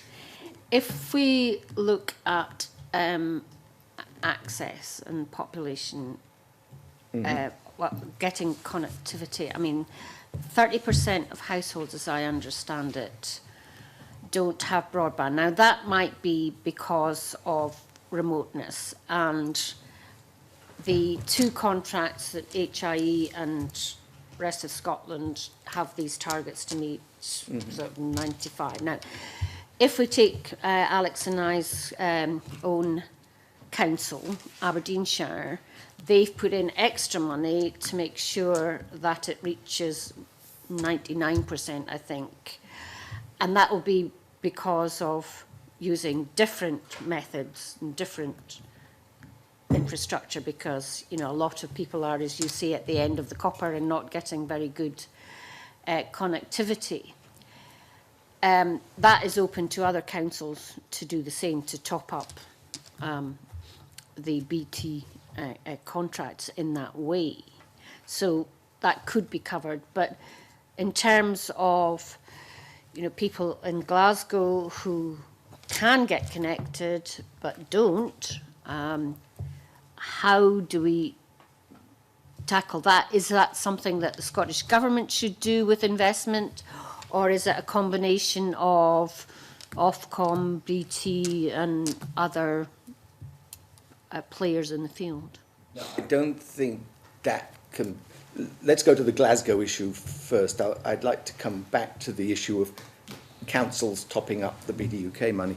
But on the Glasgow issue, I don't think you can leave it to the commercial sector. Basically, they've spent large amounts of money. I mean, BT just spent 700 million on putting football in with their offering in order, basically, to get more people to sign up for their broadband. So what those people are doing is taking the low-hanging fruit. They're saying, if we do this, this and this, there will be sufficient attractiveness in the broadband offering for them to buy it from us at the price that we're offering to individual households. The people who aren't doing that, you first of all have to demonstrate the relevance of the internet to them. For most of them, it would be possible for them to connect in terms of they have the basic physical capacity. They have to understand it's relevant to them. And then they need to have the skills to use it both safely and effectively. And both of those require effort. What has happened in the UK in general is there was this wonderful thing called UK Online, which was only funded through the skills budget and therefore only reached England, and which actually is a model of how this should be done. They've taken a relatively small budget of £3 million a year. They've set up an organisation that provides training materials, that actually debugs them by getting feedback from the people who are studying. They've been delivered now to 1 million different people who would not otherwise be online. And it's done through a network within England of 5,000 centres that are loosely affiliated. So by affiliating the people in Scotland who are trying to do this kind of thing back to, I would say, that organisation, which is now called the Tinder Foundation, to get rid of the UK link, because they want to be international, not just within the UK or within England. Using those materials effectively will be a wonderful way to get a lot of this out to many people in Scotland who currently aren't online. So that was on the skills. On training, I think there's also a job to be done within the programme you talked about earlier, the one for early years intervention, and within Opportunities for All, to make sure that in both of those initiatives we're putting digital in along with issues like literacy, because it's just as important nowadays. And I don't see it headlined in there. I'm sure some of it's happening, but I think it would be worth headlining it in both of those interventions. So that's about getting people online who are not online. There's also the issue of getting the signal into their home. Until everyone's connected at home, you're still going to have a digital divide. And there's good work there going on with the Glasgow Housing Association, looking at new models for delivering into multi-occupancy blocks. And I think pushing that and pushing other models where it's not individual subscriptions to every household is really effective way of doing that. So those things are beginning to happen.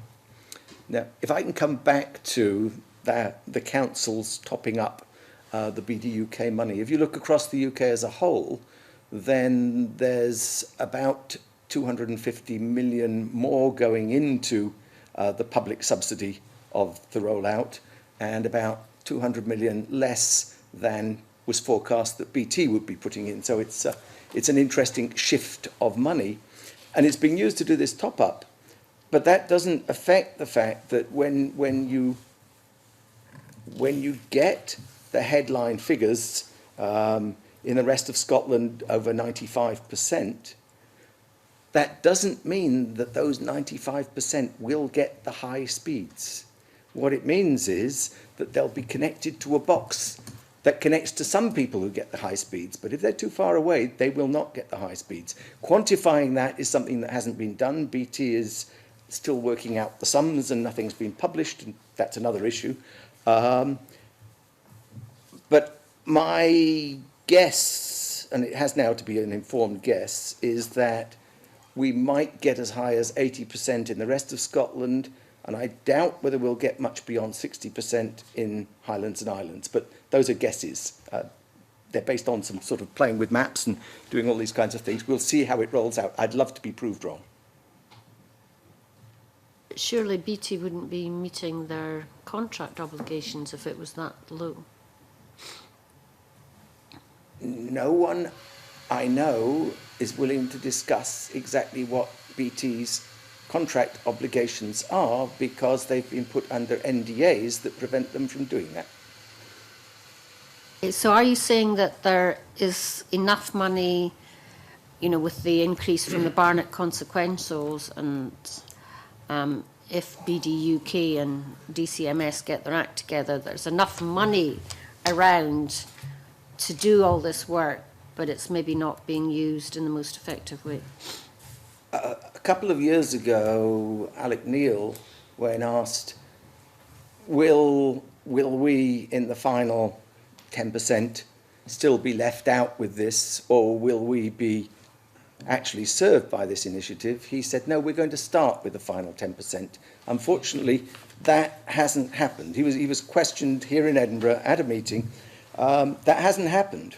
What's happened is we've taken the model coming from BD UK, where we're doing gap funding, which really enables what would be the natural progression for a private sector investor, which is doing the most profitable bits first, and just push that profitability bar out a bit further. One effect of that is to make the final 10 to 20%, whatever is left, more difficult to reach because it's more fragmented and it's all difficult rather than being able to amortize some of the costs against other ones. And what's happening at the moment is we can't even identify where that final 10 to 20% lies because the details of BT's footprint under the two contracts haven't been made public yet. And if you look at the PAC, Public Accounts Committee of Westminster, and look at the recent report that they have published, you'll see their understanding of how this has gone wrong. And I would say that this has happened in Scotland just as it has elsewhere in all other parts of the UK except Northern Ireland. I think, as I said earlier, we've done one thing better in Scotland, which is to get a lot of extra fibre in under the contract. And I don't think anywhere else in the UK, with possible exception of Cornwall, has seen so much of that clear infrastructure benefit. Although that Public Accounts Committee report wasn't, well, it was widely criticised, not just by BT, but others as well, I think, as far as I can recall, last week. All the criticisms I have seen of it, I have managed to trace back to BT. Well done. Anybody else want to come in on digital? Anybody? No? Okay, right. Can we move on to climate change then? Jim. Thank you, Convener. Good morning, gentlemen. I don't think Professor Gooch can see me, but that's probably an advantage for Professor Gooch. Right, we've had a very interesting session on the National Performance Framework. I was interested in what Professor Thompson said earlier about the importance of interconnectivity, but the lack of structure in the process and the gaps that exist within it. So I'd like to explore that because I think we would all agree with the distinction that was made by you, Professor Thompson, between outcomes and outputs. So, you know, if we agree that the outcome is that Scotland should reduce its carbon footprint, which is what the government chooses to call a national indicator, and we agree that we should be measuring whether the level of carbon dioxide equivalents has increased or decreased, the question then is, what are the outputs that we should be focusing on and measuring, which allow us to understand whether we are achieving what we want to achieve as a society, and whether the expenditure profile is the correct one, because if we're not measuring what we need to measure, we can't possibly know whether the expenditure is being allocated appropriately and effectively. Is that a fair explanation? I think if you were looking at the outcome wouldn't be for Scotland to reduce its carbon emissions. Just generally, it would be that Scotland's carbon emissions were within the carrying capacity of the globe, so that therefore we weren't actually adding to the climate chaos. That would be the outcome. Now, actually, sort of then looking at the drivers. What we need to do is look at what are the drivers of carbon emissions. Into the granular detail of that. Therefore, is the government's project target of a reduction in emissions by 80% by 2050, is that the correct approach or not? I think if you go back to people at the Sustainable Development Commission who were involved at the time before they were so rudely kind of abolished, they identified that certainly that target that was set at the time was one of the most ambitious and certainly was on time.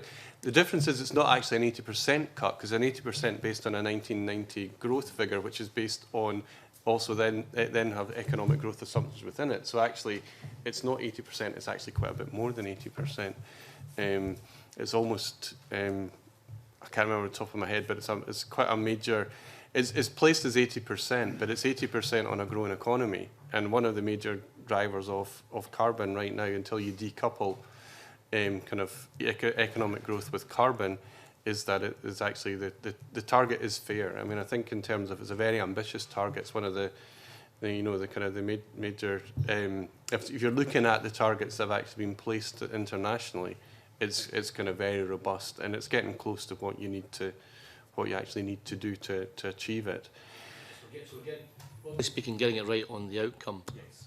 What about the outputs? What should we be focusing on? Is it measuring the level of waste, the transport use? Yeah. What you need to do is to look at the things which drive carbon emissions.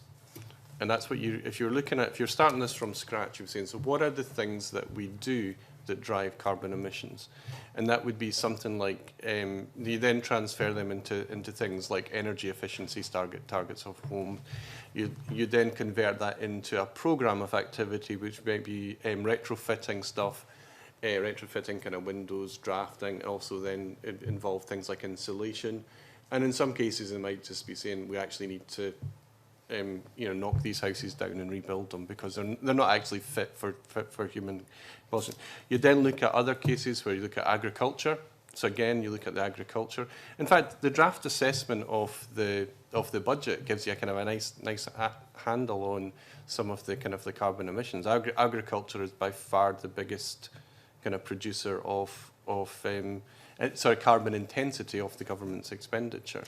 It's, in terms of it's double, it's actually 4 times what the carbon intensity of other budgets would be. So you need to look at what drives carbon. Agricultural, you've then got things like road, you've then got things like production consumption, waste. Water's a major one as well. There's a very strong correlation between water and energy. They're both linked actually in the kind of the production of them. You've then got the generation of electricity and the consumption of electricity, which are 2 separate things, because obviously, particularly Scotland has the potential to export. So in terms of energy consumption, that's fine, but we also use carbon when we generate energy as well. And then once you've got those, if you like, those what you call the drivers of it, and then you were trying to kind of to map what those drivers are. That's what I'm trying to sorry. establish. Right. That's really what you've just outlined is really helpful. But if we're not doing it, I think it's important to record in evidence this committee that we're not getting it right. And if changes, for example, traffic congestion. Previously, that was that measure was something like the vehicle miles on the road, and and if you look at Transport Scotland, they actually have that indicator. If you're looking at one which actually drives carbon, it's vehicle road miles. To be clear, we've agreed on what the outcome is the correct one, but we're not properly and effectively measuring those factors that impact on our ability to achieve that target, and that's the weakness within the approach. Yes. And for example, we look at the assessment. Again, a very innovative, kind of thing is the carbon assessment of the budget. It actually looks at it. It only deals with the inputs to the budget. So how much you're going to kind of buy and how much are you paying to do. It doesn't look at the carbon consequences. And that's one of the reasons why, if you look at this, if you look at it's about 0.39 per pound spent, if you like, here compared to 0.2 in finance and sustainable growth. That's because most of the carbon that's being spent here is actually what you call good carbon. Okay? Because people just look at carbon emissions, they say, oh, carbon emission. Now, carbon emission making a McDonald's Big Mac is totally different from one that's actually kind of spent building a bit of a railway. Because one has the consequence of actually reducing the life cycle carbon. And what's missing in the appraisal is the life cycle carbon consequences of what activities are going on. So things like you build a road, uses carbon now, it will also increase carbon use over its life. Now, that might not necessarily be a bad thing, because if it's got to do what you do in the road, is if the road's there to actually to link into renewable kind of like businesses that are using kind of sustainable forms, then that might be a good use of that road. If you want to run a bus, you need a road. The road just doesn't always mean it's tied in with cars. But you've got to accept that when you build a road, it will increase the carbon over its life cycle. Okay. If you then sort of build something like, insulate houses, that will basically reduce carbon over the life cycle. So it will have a net effect. At the time when you do it, you will actually increase your carbon emissions. But there's good carbon and there's bad carbon. In the same way as we look at expenditure and kind of investment in infrastructure.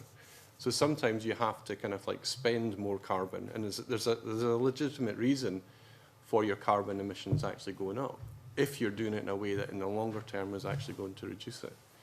There's a lot of kind of carbon emission kind of thinking, which is actually quite crude.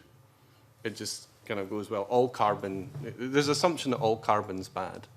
Okay, and all carbon has global warming consequences. It doesn't necessarily make it bad, because we've also got to look at what are we getting for that carbon. And that logic is missing. And particularly in the draft assessment, again, misses out the kind of carbon consequences of the budget, rather than the carbon that's used to buy the stuff that's actually going to be done. I don't. Do any of the other panel members want to comment?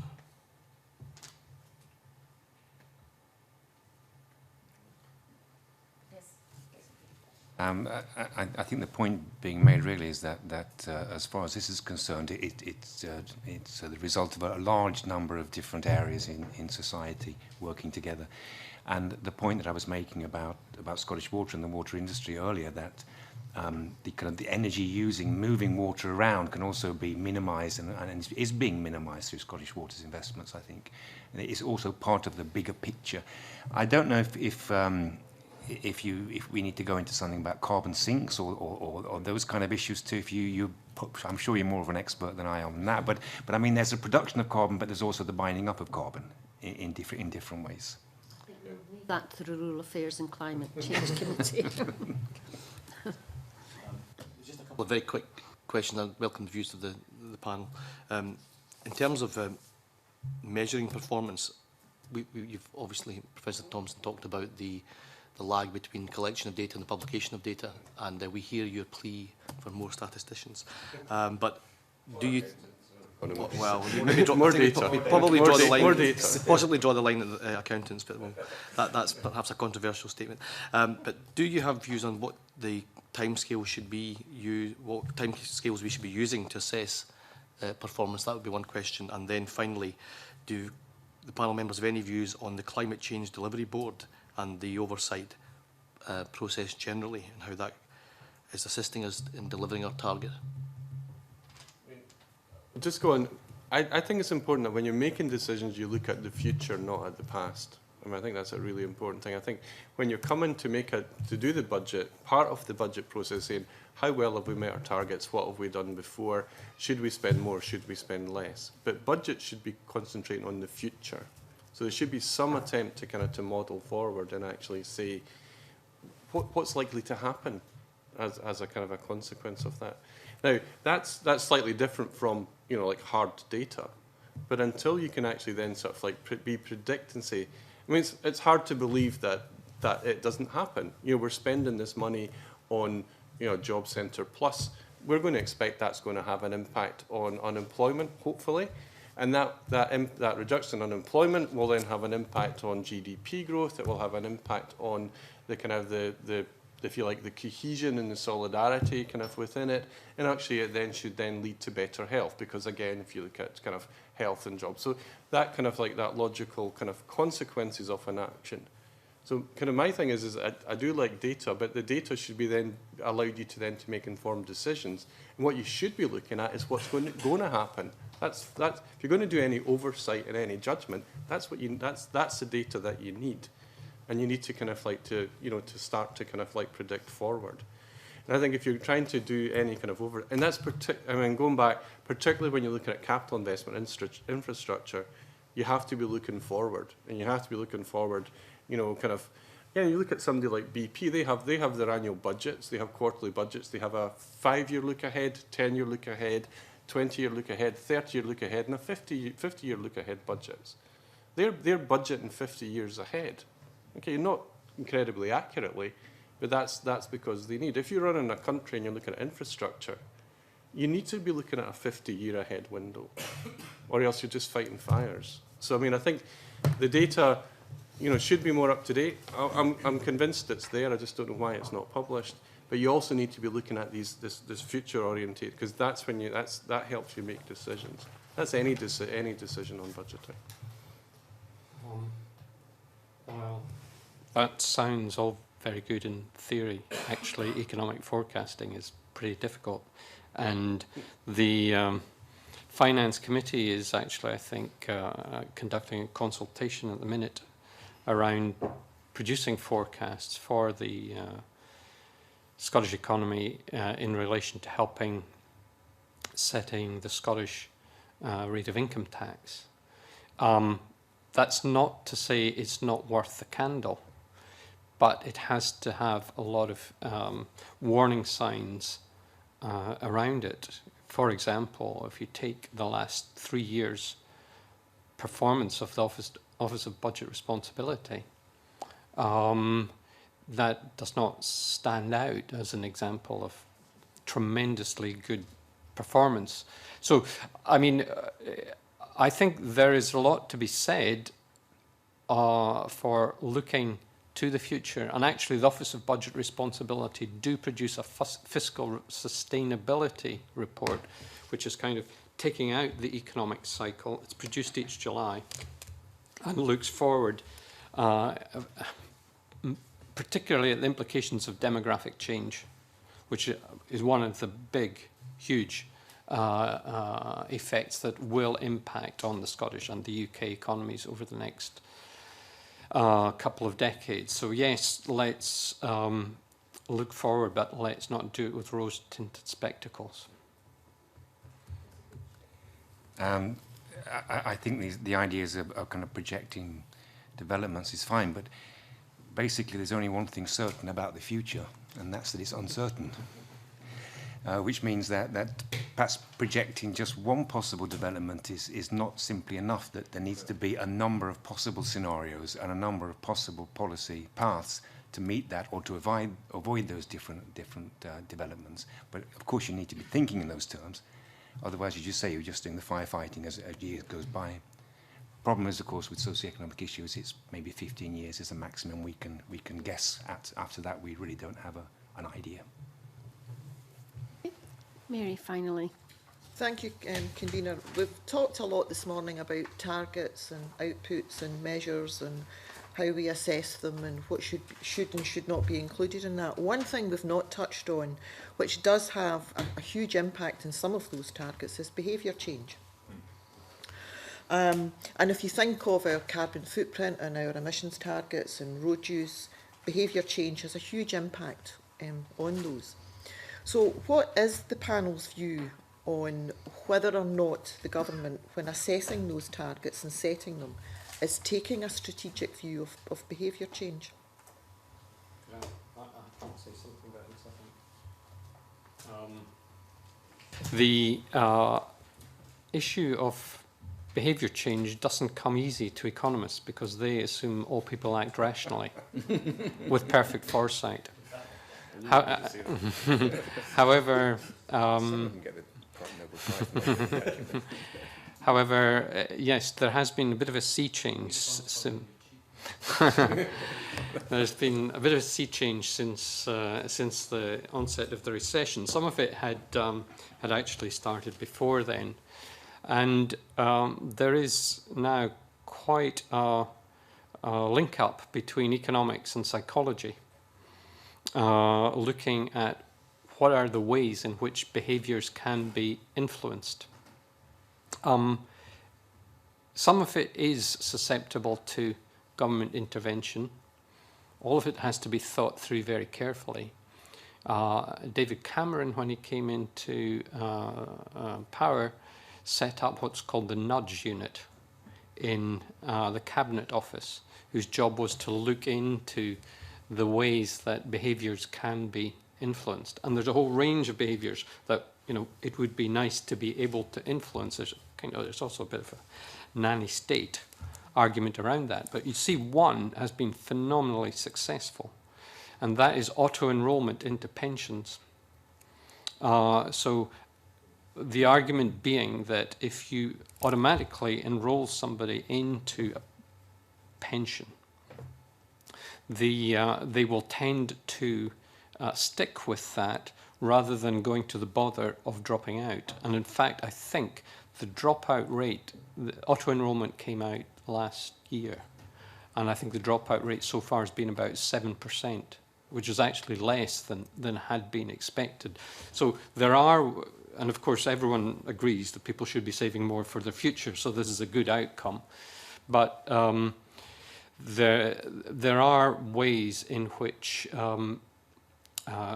key behaviours can possibly be addressed. I attended a lecture about a month ago where an American discussed how far those who are prescribed medicines actually adhere to the rate at which they're supposed to be taking those drugs. And we spend billions on drugs and find that, you know, a couple of years, if you're prescribed over a long period of time a particular drug, a couple of years after you've started your prescriptions, 50% or so of people have given up, you know. So that's the kind of thing where looking at behaviours can have massive, massive impact. I'm not saying it's easy. There are some areas where successful interventions may be or maybe engineered, others where it's not, but it's definitely something I think that the government ought to be thinking about. And obviously, if we had kind of the answer to that change of how to change behaviour, we'd be very successful. I think basically there are three different ways of changing behaviour. I think the first one is the stick. It's you hit people, you fine them, you force them to do things. And the second one is the carrot. You encourage them to do things by giving them some money. And I think the third one is what I usually call the love affair.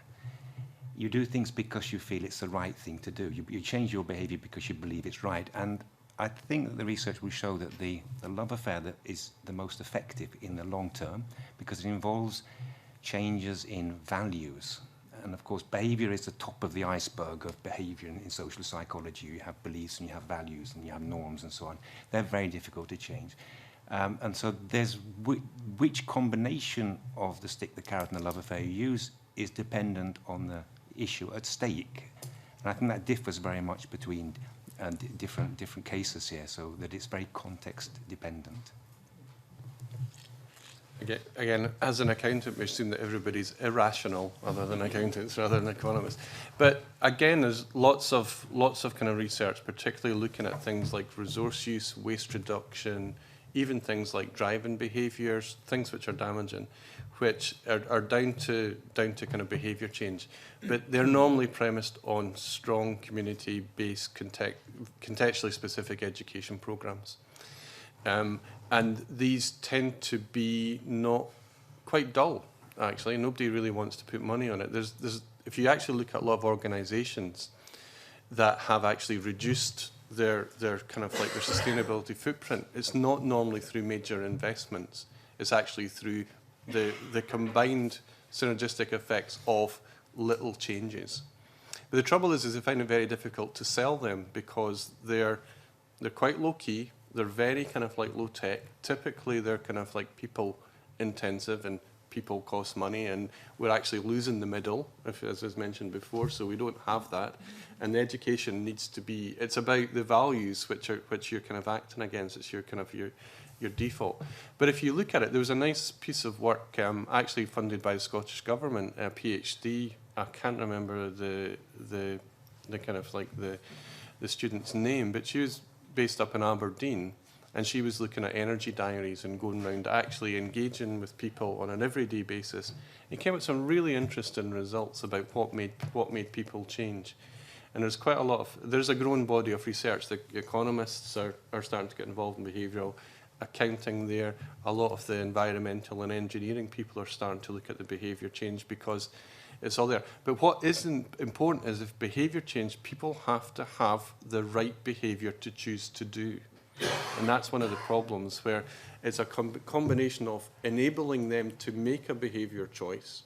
If we take something like Michael mentioned earlier about internet, dematerialising. I mean, you're using internet, for your papers. That's a classic dematerialisation enabled by things. But you have to be able to have widespread access to kind of like to Wi-Fi to allow people to actually to do that. So even though people may want to do things, and you can change their behaviours, one of the biggest things you can do is to damage all these education processes. Say, that's great, you're educated. You won't be able to do this for 5 years now.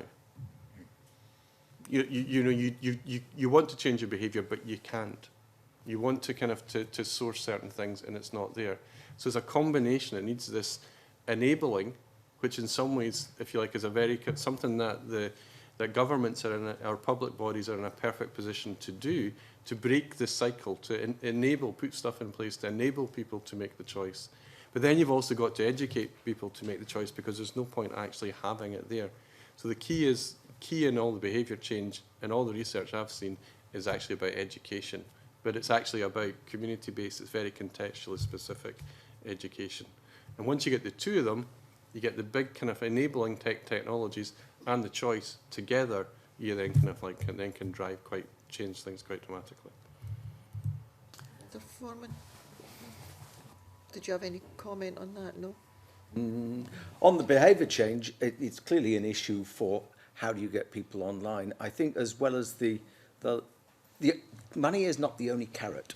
And giving people money to go online is probably less effective than making it fun for them to go online. And what you need to do is to get people to develop the skills that they can then transfer to other productive uses. Somebody said we could put broadband into a village and everyone would just download lots of movies. Well, yes, but actually, if at school they're shown how to find information, if in community groups they're shown how to do things they want to do, they will use it in other ways as well. So I don't think you have to be quite so negative about it will just get used for downloading porn, therefore we shouldn't give it.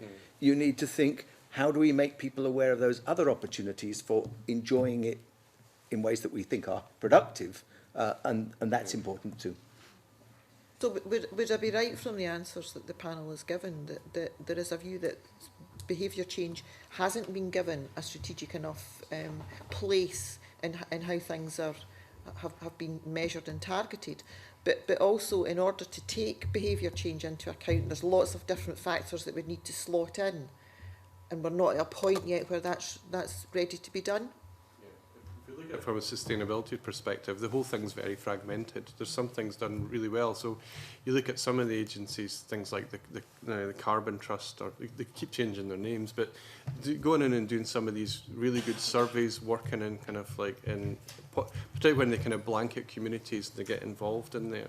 You look at some of the ways in which people are transforming certain types of things. There's some very, very good practices, but they're normally related to maybe a single thing. Mm-hmm. They're also, I think the other mentioned is, they're only funded for a short period of time. One of the things that if you're looking at kind of organisational management, is you may think you know and understand it, but your staff are changing all the time. I mean, our students are changing all the time. So it's a continued effort, and a lot of these projects are 18 months, a kind of a project funded for someone to go and do it. And the people that they touch for that 18 months do really well, and then it just stops. So they need to be long-term? Need to be long-term kind of like... And do you think there's enough buy-in from organisations and the public to start to move, to make that change? I mean, to be honest, I mean, from looking at working with all sorts of organisation research, you know, kind of action research and case studies for over kind of 20 years, you very rarely find someone who says they don't want to do things. They normally don't know how to do it. And they also often don't realise they're doing things wrong. And then once you've got everything in place, they do want to do it. I mean, and again, things like the energy efficiency in homes, I mean, that's a straightforward sell. It's almost a disgrace, you know, that such low levels of kind of like insulation are actually achieved. Because it's everyone gains by it. Everyone gains by it. But you still walk into public buildings. I mean, I don't name it. It's like Standard Life, and they were doing for a sustainability award. Went to do an assessment, walked in. Immediately, first thing you do, they've all got incandescent light bulbs like running across like there, and they've got like fan heaters sitting and the doors open. And you're just going, this is just crazy. You know what's that about? And it's that. Some of that low-level things, and it's like, you know, so when you're looking at organisations, you go and do your kind of like case studies with them. You don't look at their big strategy document. That's what you look at. You look at if they've got a broken window, if they got, see things are actually there, and you think, well, things are, if they're getting that wrong, they're obviously getting other things wrong as well. But it's not kind of sexy. There's a lovely quote, if you kind of pause it, it's from the kind of chief executive General Motors. He just said, if you invest in technology without training, all you do is you make shit quicker. You know, and that's you know, that's true. You know. I think in a direct answer to your question, if enough is being done, I think it's a question that perhaps there's not a sufficiently clear strategy for behaviour change, and I think that it's, as I said before, it's a combination of different instruments to encourage behaviour change, but also, as has been noted here, also the accessibility. And to give a very personal example, I moved here quite recently from Sweden, where I've lived many years, and recycling and sorting, it's no problem whatsoever. I get my things all in different packages. I walk down to the nearest recycling unit. I now live in Dundee. If I want to recycle, I have to drive. I don't have a car, so I can't recycle. So, I mean, I'm trained from many years in Scandinavia to want to do this, but there's not access to it. And so I end up throwing my rubbish in the same place as everywhere else. So it's a very much combination, because I am trained, and because, you know, people in Scandinavia, we are very much, but even in Scotland, my neighbour, he does his sorting stuff, but then he takes the car and drives to Tesco. And there's thousands of people living where I live. So it's a combination. So it's a lack of a strategy. Yeah, it has to be joined up. There has to be a clear strategy. Once again, what is the outcome? What do we want to make people change in their behaviour? Then what do we need to do in order to get them to change that behaviour? So we have to work backwards all the time. Anyone else got any final questions? Any final comments, gentlemen? Yes, Professor Vrooman. I crave your indulgence just to mildly correct something I said. I said I could trace all the rebuttals of the pack back to BT. I've written it. No, but it's not quite true, because some of the rebuttals came from BDUK themselves. But I think if you want to look at this from a Scottish eye, and this is the report on the Rural Broadband Programme from the Committee of Public Accounts, then item 6, they're finding 6, that the information about BT's footprint was not getting out, and that was inhibiting progress on the last 10%. That is certainly happening in Scotland, and I've talked to officials here in the Scottish Government who say we cannot get this information at the moment. It's stopping the Rural Broadband Scotland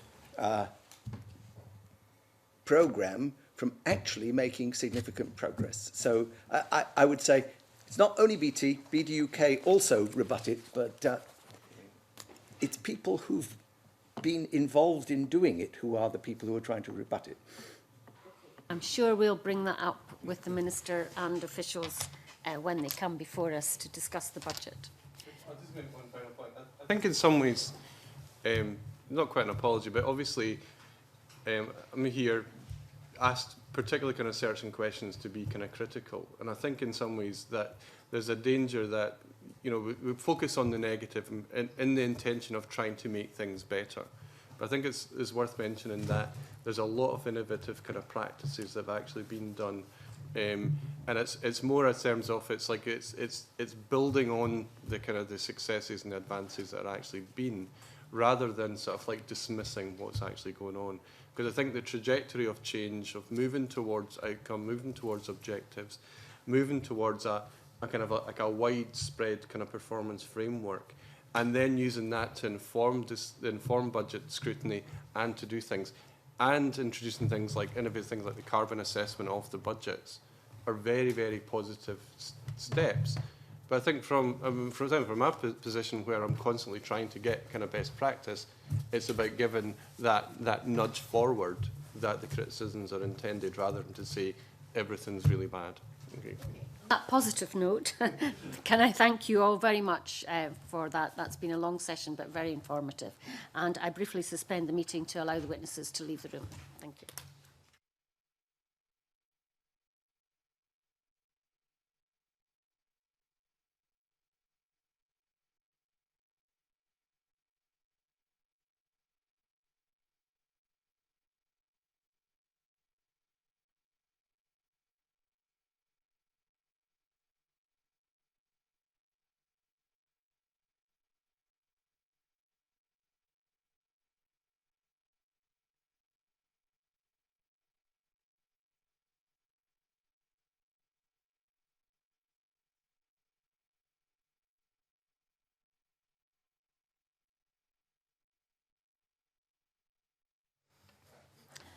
Okay, agenda item 2 is legislative consent memorandum.